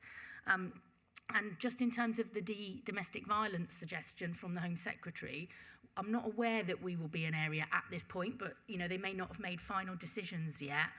But just for your awareness, if somebody does ring into the call centre and advice and guidance is needed, then there is an access to on-call rotas for domestic abuse specialists to be able to call those individuals back. So there is some sort of mechanism at the moment, but not somebody sitting in there full-time, which I think is the Home Secretary's ambition. And we'd welcome to be one of those areas if she may just make us all do it. who knows? We'll find out. And then just finally, on the hotspot policing, again, Councillor Wright mentioned about communications and how do we get this out about some of this. We actually do have paid for, through the programme, a specific communications officer on hotspot policing. And I think that's why we've got so much positive feedback, because we've been able to get it on Facebook, we get it in the local news, we're getting what they're doing out there regularly. And I think it goes to show that if you put the communications alongside the efforts, it exacerbates the actual work that's been going on. So I think that's another learning point for us around how we make sure we're communicating to the public about the efforts of policing to drive up that public confidence, which I think we're all trying to get to, like in the old days when it used to be higher than it is now. Thank you. Thank you, Alison. And I'm sure if you needed any support from the panel regarding a pilot system, I'm sure the panel will be very helpful with that. Councillor Worth. Thank you. Bit of a technology day today. I did see the discussion with ACC Nikki Leeper, and what I did from that, I look after the customer and digital inclusion for Cornwall Council. And it was obvious to me, we started to do quite a lot with AI. We've started to move forward with our contact with our customers, which are similar customers, they're the same people. So already this week, the team from Cornwall Council, and you have an officer, Sergeant Alex Kennard-Smith, who I can say engage with our team, and we started to look at how we can start to make life easier for that customer. We use the same platforms, we use Microsoft. We use that position where that inquiry comes in and the systems can start to help. You know, there's a car outside our house. Is it a police matter? Is it a Cornwall Council matter? And if we share that data together, we can give a faster response. We've found already, you're talking about call patterns, we're starting to see that where we've had 30% of AI contact effectively and 70% of calls, that's starting to change. And it means that we can give more call time available to those that need calls, who don't use the internet, who don't do whatever, to make available 24/7, well, who does make that answer and who does it? So what I would like really from your side, and is also to other councillors here, to use our joint teams in this sense to bring this together and to give it top cover from you guys, because certainly through, as I said, the Sergeant Alex Kennard-Smith, he's saying to me, we've got a strategic view to look at, and I'm hoping you're listening to hear, we can bring that together and really make a difference. Thank you, Chair. Thank you, Councillor Worth. So Sergeant Alex Kennard-Smith is ACC Nikki Leeper staff officer in the contact space, so I'm really pleased to hear that link has been made. You know, I think, as has been demonstrated in the presentation, the power of collaboration, the power of partnership, the power of bringing in others' best practice and innovation, you know, really has worked for us so far in this space, but there's more to be done. So I really welcome that partnership. I mean, we're working with the private sector, I won't mention the company, but in terms of robotic process automation, not quite AI, but in terms of streamlining some of our front end services to, you know, when a person rings us, a member of the public rings us to report something, rather than a human being having to translate that into an accurate crime report, actually allowing that to be automated with a human being to check at the end, you know, so to streamline that and to improve our accuracy. So, but there's always more to be done. AI is an expanding field, isn't it? But you know, leaning on the shoulders of others who perhaps slightly further down the road than us is really helpful. So I'm really glad to hear that partnership is emerging. Okay. Councillor Hackett, please. Thank you very much, Chair. Just to confirm, you have a permanent invitation to come to these meetings, don't you? You're not sort of being brought along as and when. My understanding is there is a permanent invitation that we agreed at a previous panel meeting. Councillor Hackett, it's a public meeting, so I welcome anybody. But what I would suggest is, you know, if the acting chief constable has other items like policing, which is what we would want him to be doing, then that's probably his best place. But he's always, and his team's always welcome to You're attend. always welcome, and we appreciate not only speaking to you in the meeting, but relaying things after the meeting and having that interaction with us as councillors. It is greatly appreciated, and I'm so pleased to see you here today. And we can personally congratulate you with the work you're doing, because I've become aware of how efficient the services become with 101, because I'm getting less complaints from my constituents. And, you know, I think we'll all applaud you for it, and we can all do that personally. But could we have a greater visibility of the email address? We all know about 999 and 101, but the general public aren't that aware of the email address. And it was something that I raised when we were talking about the precept, that when something goes out in the council tax bundle, we have something on the top, rather than sort of trying to justify the money that's been spent and the precept. We have a cutout and keep, this is how you contact the police most efficiently. There is one item that keeps coming on my inbox, and I had a phone call from a constituent only yesterday, gun licensing. The person that contacted me yesterday has had a gun license for 52 years, and he said the delays are getting longer and longer. I've had another person say up to 2 years, another one say 9 months. So could you look at the most efficient way of progressing them, please?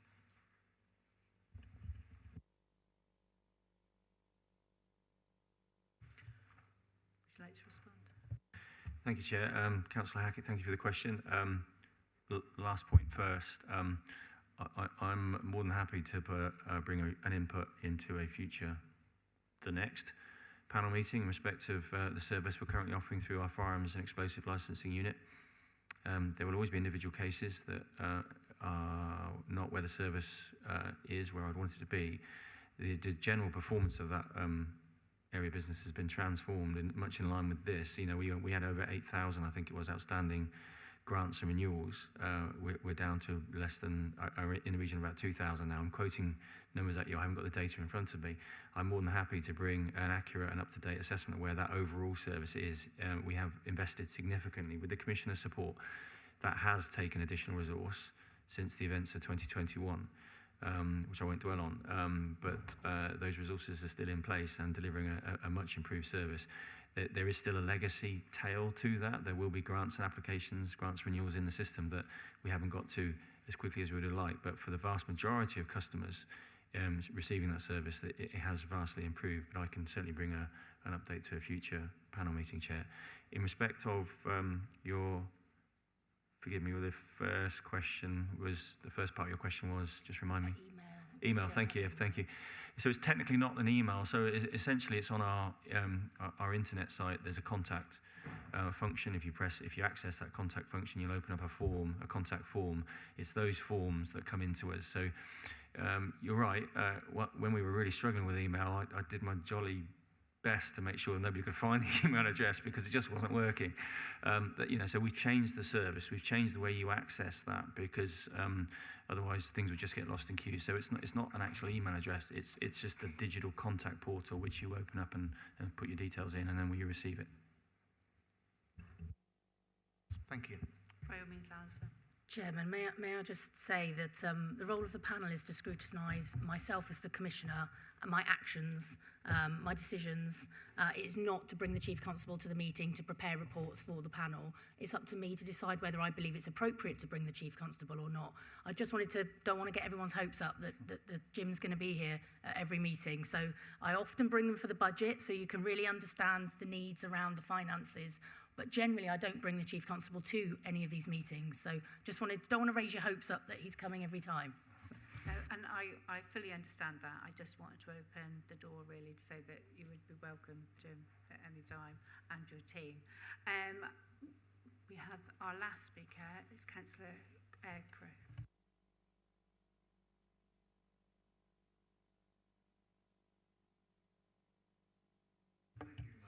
I do apologise. I did explain that I might have a bit of a problem.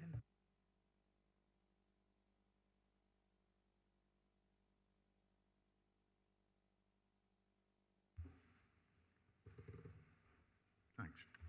Well done, Chief, and thanks for pitching up today. I'm well aware that in the inaugural meeting of this panel, one of the very first questions was, why is contact with the public so poor? And I'm going back probably 10 years, 2012. Good Lord. 70% of the 101 was being abandoned. It was 909 calls were pretty poor. 101 was bloody poor. And I'm really pleased to see that you've brought it back. Thank you for that. I mean, however, you're not under scrutiny. Commissioner, thank you for opening the inquiry offices. 3 more coming on in early 25, I think. Are they being used? Chairman, I think you saw that the Acting Chief Constable had on the screen 300 visits a day at the moment. I know panel wanted to bring a performance measure around attendance at PEOs, which we've been trying to sort out, but they have been measuring it. 300 visits, was it a day or a month? A day, across the whole of Devon and Cornwall. And as I said, the measure isn't actually people visiting them and I'm going to just close them because they're not, because they have alternative work to do when they're not busy front facing. That's the good sustainable model that we've put in place.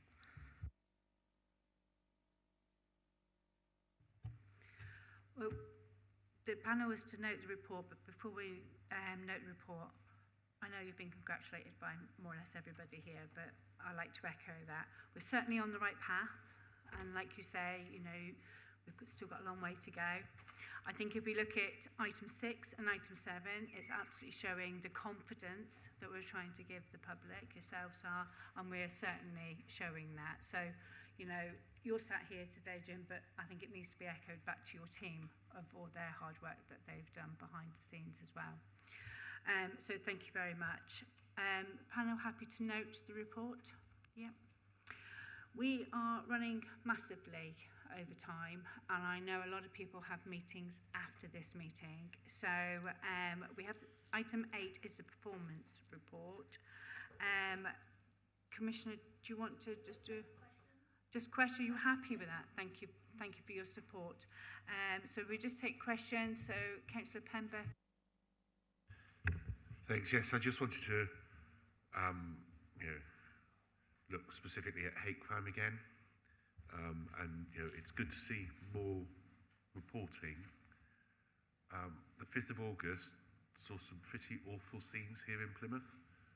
What we've been hearing since, from much more detailed conversation with people, is actually the really terrible experiences people in Plymouth are facing in terms of especially race and faith hate crimes, but also how, because they are so normalised, people aren't reporting incidents and crimes enough. The fear of reporting, and certainly for people who are incoming communities from global majorities, actually they can be fleeing places where actually reporting to the police isn't a good thing. So I just think that whilst it's good to see numbers going up, there's probably still a whole load of work to do based on our experiences in Plymouth on that night, that we probably need to be thinking a bit more about. I'm not quite sure how to do it, but I just wanted to raise that context. You know, in Plymouth we've had misogynistic murder, we've had incel activity, and now we've had very clear racist activity just within the last few years. There are I think some serious underlying issues in society that we all need to know we need to work on. As a council, we're working on it. But I just thought that whilst it's good to see hate crime reporting going up, it's what we do to get more reporting, but also to look at the impact of that reporting. So, you know, where does that reporting go? What happens to it? How do we encourage people to feel that if they report, a change happens? Because, you know, how many of those reports led to convictions would be an interesting figure to see, because that's where people gain confidence. So I just wanted to raise that specifically, because if it's happening in Plymouth, it'll be happening in other places. It's just been more visible because we're the major urban population of the patch.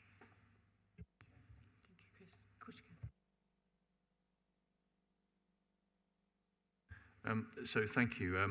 the 5th of August was a challenge for us as a city, as a force, as a community.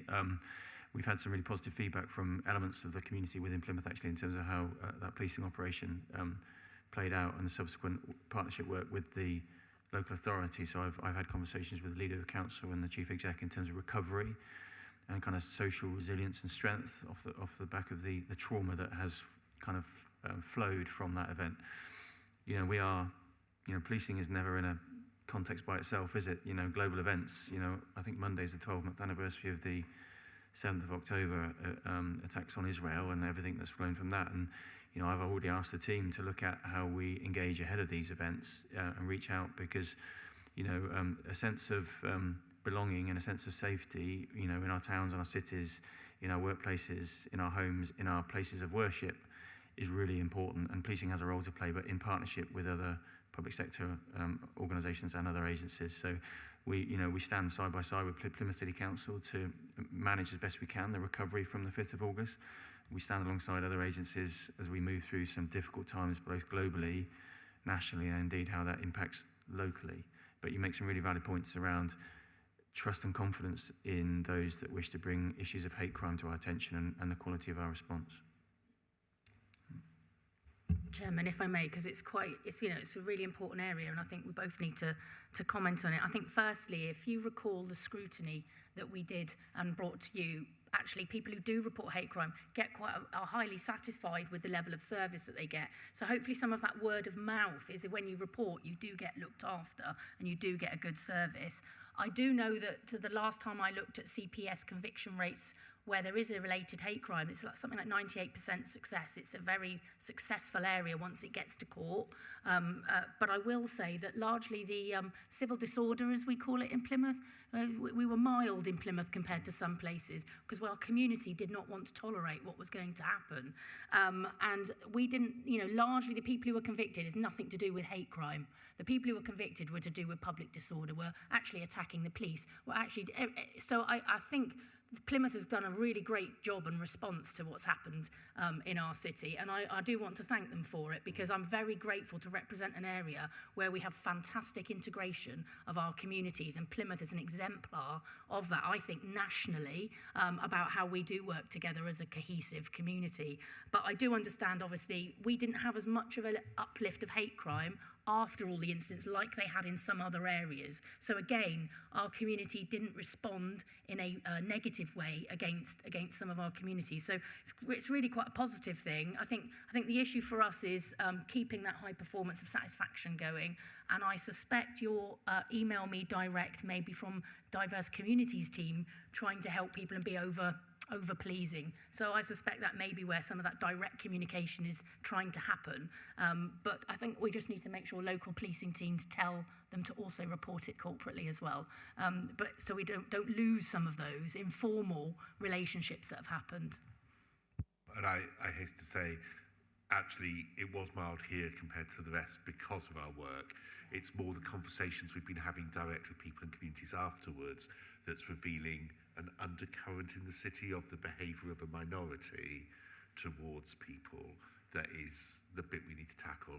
And the council actually recognised the work of yourselves and others in a formal motion on notice that was unanimously approved recently, which sort of set work to do, but actually did acknowledge and thank the work of the police. So I'm not trying to say it's all terrible, but more that the learning we're getting since, I think, is something we need to reflect on. And I certainly would echo that. You know what I mean? It is the aftermath that we're finding. But, I will still say on record that we probably had a less impact here in Plymouth because of the good partnership working that we have with the police and other partners to be able to make sure that our city was protected on that day. And, I will carry on saying we will not tolerate anyone coming to our city with that sort of behaviour. Chairman, just to add, I have to say the exemplary work of the City Council in the preventative measures that were taken before anything happened, absolutely outstanding. I heard from officers who were walking with City Council officers to put in preventative measures to minimise it. Absolutely, I tell you, exemplary. you very much, Alison. John. Thank you, Chair. Commissioner, help me to help you to help the Chief Constable. If you open another office in Sidmouth, then there will be additional staff there to get the emails down.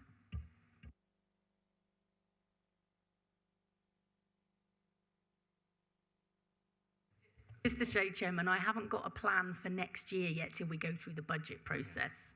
So, well, we'll wait and see. Okay, moving on very swiftly. Councillor Crowe. Thank you, Madam Chairman. I just refer to page 31 and 32, which is violent crime and domestic crime, domestic abuse rather, or domestic violence. You're presently out to consultation on your draft police and crime plan. And I notice whilst violence is frequently mentioned in the draft plan, I can note the absence of explicit reference to serious violence.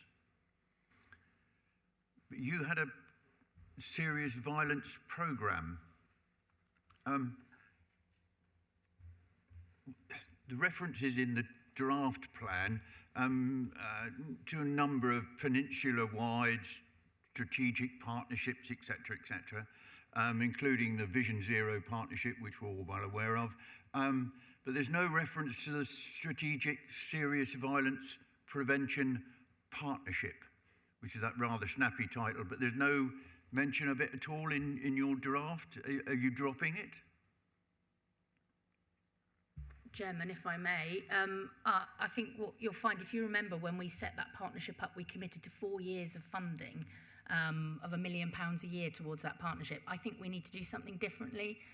We were doing a lot of work around early prevention, but we're not hitting any stats about what's happening today. You can see it continues to go up, and the Chief Constable and I have to discuss what are we going to be doing differently going forward. We also don't mention the serious violence duty and how we might do that better across the peninsula, because I don't hold the duty, but local authorities do, and then so does the police. So I need to work out how I can best do that. So we're still in discussion around what we're doing in that space. It may well be in the final plan, but we haven't finalised any of that yet. Was it successful? In part.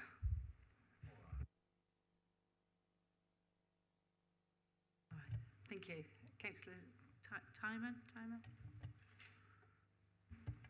Thank you. I had 2 or 3 areas of the performance report, but other people have got in and covered some of them. But I'd just like to pick up on the performance report's information on road safety. There are 3 measures there, 2 of which show a fairly constant position, and 1 shows quite an alarming increase. What I note is that the one that shows the alarming increase, which is the number of offences related to death or serious injury, is looking at 12 months to August. The other 2 measures are looking at 12 months to the end of last year. Therefore, the periods aren't consistent. If we've got a sharp increase there, I just wanted some assurance that you're looking at these more frequently than annually, and are you therefore seeing whether there are increases in the other 2 factors in the same sort of way? Because I would have expected some sort of commonality between how these 3 performance factors were going up or down, if they're really related to an increase in high-risk driving. You'd expect that to impact on all 3. Chairman, if I may, this is one of those anomalies whereby when, and this is awful to talk about, but when somebody dies from a road traffic collision, it could be 1 year after the road traffic collision. It could be 6 months after the road traffic collision. So even when you're measuring the people who have been killed, it often is a delayed report. So as you can see where you've got things going down, what we've got, and we're seeing the increase in high-risk driving behaviour and serious injuries, they might well have been delayed that the investigation has taken a couple of years and then they've come out. So the time periods, it's so hard to look at it in the round because the time periods don't all match up. That's part of the challenge on here. I think the positive thing, and we've released the statistics today or this week on road traffic collisions, killed and seriously injured, and we are starting to see a change in that reducing. So I think the efforts that we're putting in there are making a difference, but when you look at the measures, they're not all over the same time period, and they don't relate necessarily to the period in which it's recorded.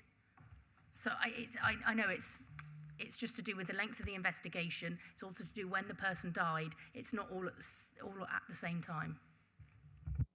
And can I just check the other part? So how frequently do you, Commissioner, look at the detail of what's going on road safety figures? Is that something you do monthly, quarterly, or what? So I manage most of the performance reporting through Vision Zero for transparency. So we look at generally a range of performance figures quarterly when we meet. We do an annual performance report. But in terms of the police figures around this, I don't look at that necessarily separately. We pull it all in with the local authority data as part of Vision Zero. So we do that on generally a quarterly basis. But we're trying to look at trends over a long period. We're not trying to say, oh, something's happened and we need to do it right now. That's for the police to respond to on those ones. We're trying to look at what are the things we need to do to stop the trend going in the direction that it's going in. Okay, thank you, panel. So that report is to note. Is panel happy to note? Chairman, I do have to add, there is a technical incorrectness in the report, so apologies. But under the offences involving the discharge of a firearm, that figure should be 104, reported to October panel, not 136. It's just for technical, the right information being here. Thank you for that clarification, Alison. Okay, moving on to item 9. We have the scorecard. Felicity, do you need to go through it, or would you like to? Sorry, Chairman, they're both one of the same report. Oh. They were just in the wrong order on the production of the reports. You shouldn't come back Sorry. too early. All right, so we're going on to, is there any questions on that, or everyone happy? Yeah. Okay, item 10. Go on. Yeah. Commissioner reported that we would have an update on the position of the Chief Constable in September. We raised the fact that we're paying his salary, which is in excess of 100 and... Can we hold on a minute, Councillor Hackett? We've finished it, item 9, and now we're going on to item 10. So the Commissioner has the opportunity to speak first. Please don't try and confuse me any more than I am today. Okay, Commissioner, is there anything you would like to report on this, please? Thank you, Chairman. I think there's a few little bits to flag to panel because there's quite a lot in here for you, but I particularly wanted to highlight Operation Garcia that's happened recently, which is the arrests and conviction of the rapists of young girls in Plymouth, and it's been over an exceedingly long period of time, starting in 2017, and it is now 2024 when those young girls are getting justice. I want to thank hugely the policing effort, firstly in believing those victims and being able to come forward. I want to thank the Rotherham drama documentary that one of those victims had watched and realised it had happened to her and came forward. I want to thank the Victim Support Service of Barnardo's, which our office funds, that has held their hand all the way through these years to enable those women now to be able to get justice for what's happened to them. So just really good teamwork all around, actually, to get a result for our community. I think it was really important to highlight that. Again, it's all Plymouth. You're great on both ends of the spectrum, but that is some of the Plymouth teams work really relentlessly on that.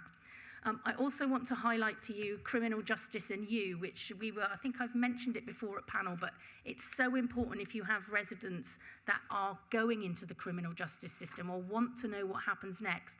That online resource will tell them exactly what's going to happen next and what to expect. So there's no sort of, worrying about those next steps. So I just want to promote the Criminal Justice and You website, which is a really good tool that now a lot of criminal justice board areas and police and crime commissioners are going to be using our resource to turn it into their local resource as well. So it's the first time anything's ever brought the whole system together. It's quite a boring watch if you watched it in line, but if you had a moment where you didn't know what was going to happen when you went to court, you can go into the court bit and you can see exactly what's happening next. It's quite overwhelming. I say boring because it's overwhelming, the amount of information that is available through that resource. So I thought that was quite important to highlight. Also, to say that we've just commissioned a new contract for the independent sexual violence advisors and domestic violence advisors that's just been recently awarded. So again, we've got a really good service again that we're expecting to be able to support victims who come forward and need that help within the system. And finally, just a little one that's I think is quite key for policing is we've done, and again this is through the Criminal Justice Board with the Chief's permission, to do some file quality scrutiny about investigations. It's another area that the Chief is focused on trying to improve for our people who are reporting crime and want to move things forward. And it was a joint piece of scrutiny with the Crown Prosecution Service and Devon and Cornwall Police, and it was a team effort to identify some of the challenges there.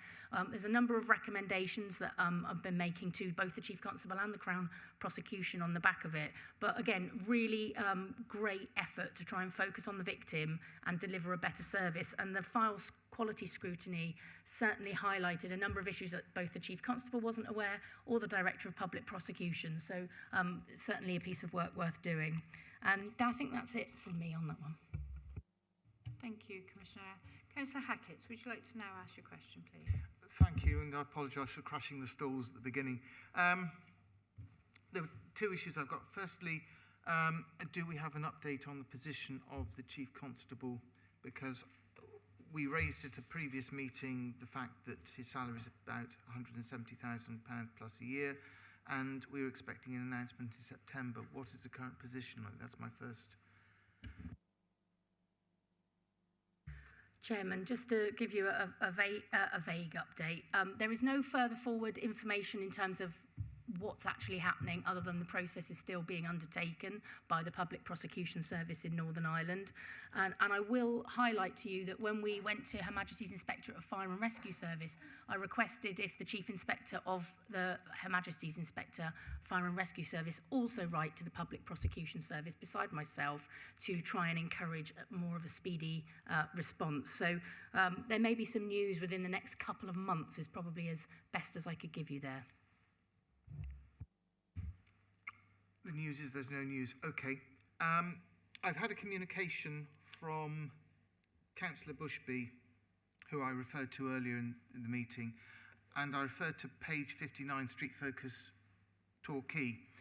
We had a similar meeting with the Deputy Police and Crime Commissioner who came up to Bideford, and quite honestly, he was very disappointed. Councillor Bushby was very disappointed. He said, there was little interaction with the police and no traders present that I could see, which was a little disappointing given the problems many face. I can only put it down to the lack of publicity on the planned visit. Do I think it was a good use of resources? I think not, given the lack of information imparted. There needs to be more done to engage the business community and involve them. Can we ensure that where we have a meeting like that, we get the business community involved? Because we want to ensure we keep these street marshals. There was a breakdown with comms. It's no good putting out a Facebook post with a great photograph saying we've done this for Hotspot policing. It didn't work on the day. We weren't in the right place and we didn't engage with the right people. It's great for a photo presentation, but we want something behind it. So was there a report that you received back from your deputy? Could we be forwarded a copy of what the information that was imparted to you?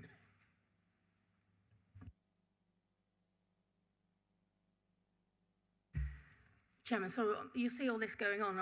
As far as I know, which is why I'm just checking with my team were there to promote the Your Safety, Your Say survey as part of the police and crime plan. Was there a separate meeting that I'm not aware of? I'm talking about the one that our team were in Bideford, Jubilee Square today, to engage with residents about hotspot policing and give advice on reporting antisocial behaviour. And then it goes on to about the scheme. Surely you would have received a report of that.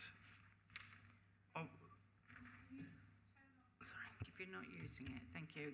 And Councillor Hackett, it sounds a little bit, it's what I would call a little bit of like caseworky sort of thing.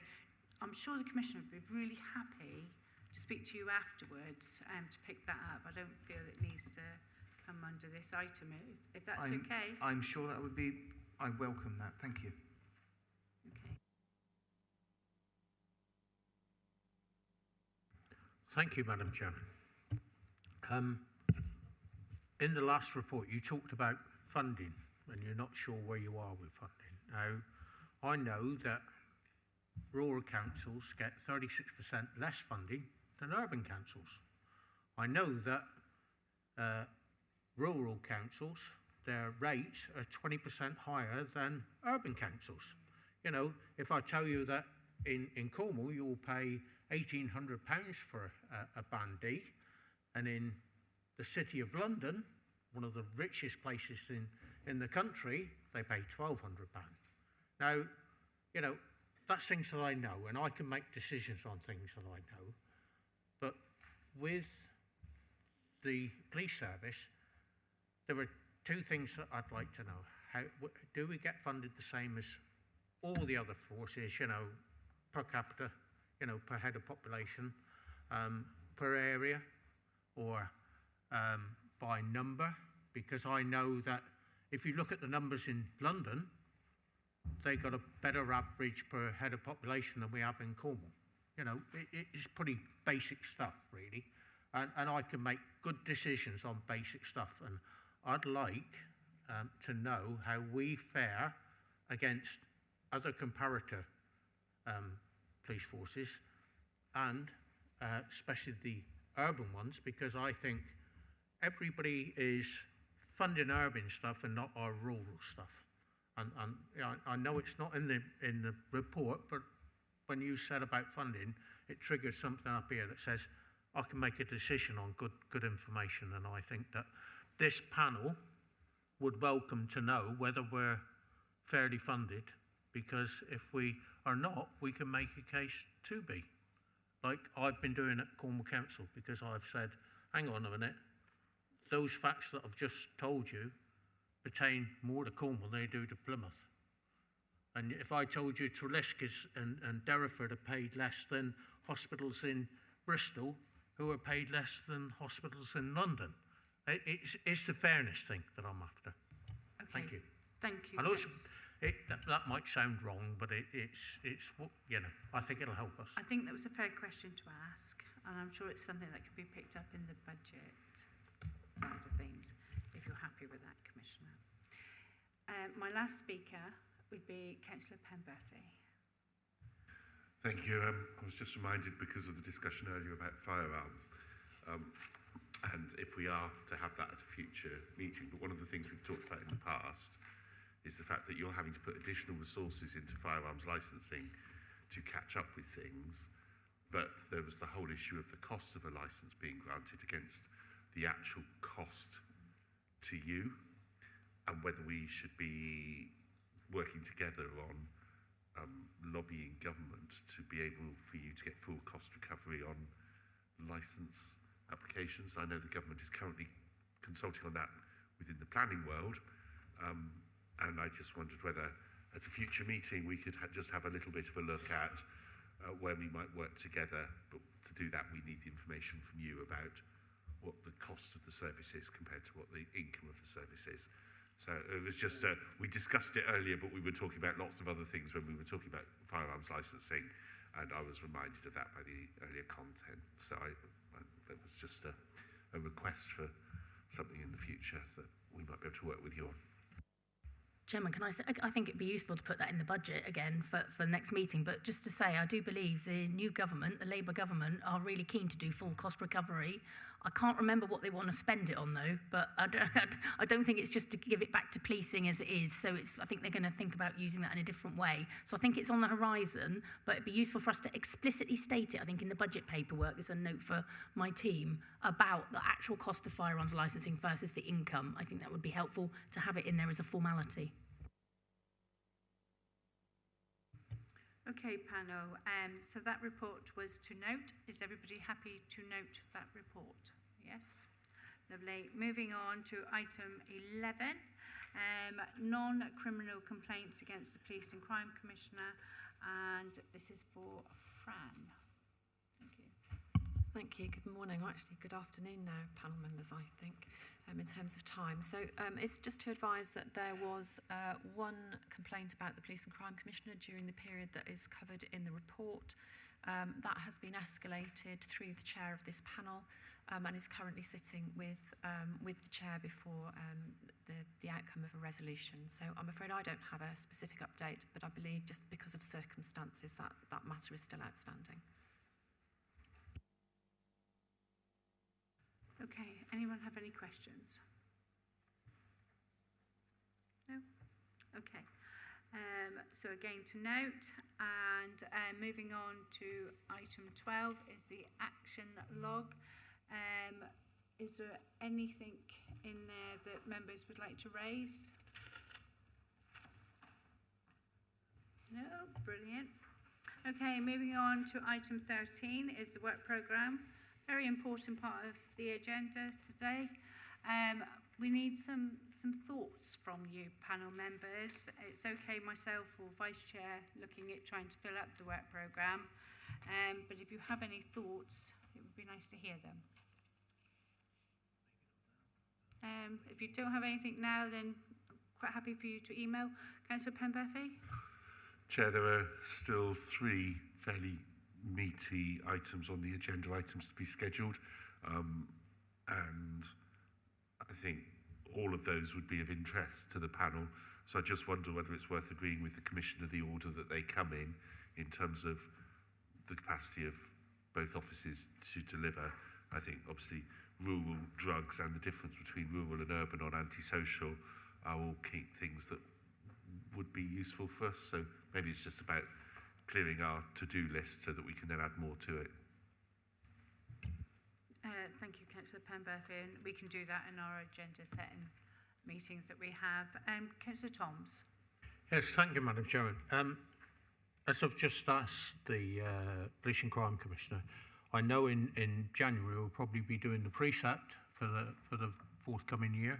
I think if we had the information at the next meeting, if that is possible, so that we can, look at how we're funded, and then we can make some representations maybe before the January meeting.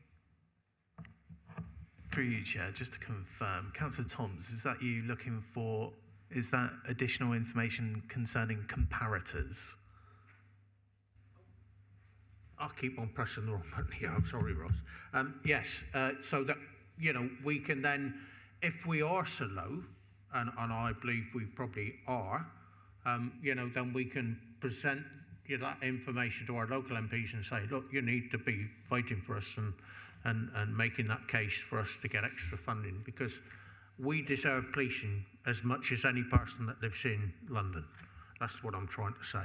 Thank you. Thank you, Councillor. Through you, Chair, I've seen some nods on the other side. So if it's basic information about historic comparators with budgets, I think it's probably something we can do, and we'll arrange that. Thank you, Chair. I think it might be helpful if, in the absence of Nikki Allen, the OPC Treasurer today, that we circulate the slide pack that we gave you last year for the budget. We always do an informal budget briefing once we know what the settlement is. We could recirculate those slides so that everybody has an understanding of what the current arrangements are. Of course, we don't know what might happen with the budget announcement or the police settlement this year, but I think if we recirculate those slides offline, that will get everybody up to speed, and then we can work on advising you of any changes once we know them. And thank you, Fran. We've already got a copy of that, so that's brilliant. Councillor Alvey. Thanks. And just a quick one. The item on rural crime, small request as they are often inextricably linked. Can we call it rural and environmental crime? I'm very happy. Just for fun, we call it rural and wildlife. I think it is rural affairs and wildlife crime in policing. Happy for the world. What? Yeah, happy for wildlife rather than. Okay. Thank you, members, and thank you, panel, for bearing with me today. Commissioner, thank you. Thank you, Jim, and thank you for your team. I'm quite happy to close this meeting at 12:50, so we actually came in under time after me complaining. All right, thank you very much. Bye-bye.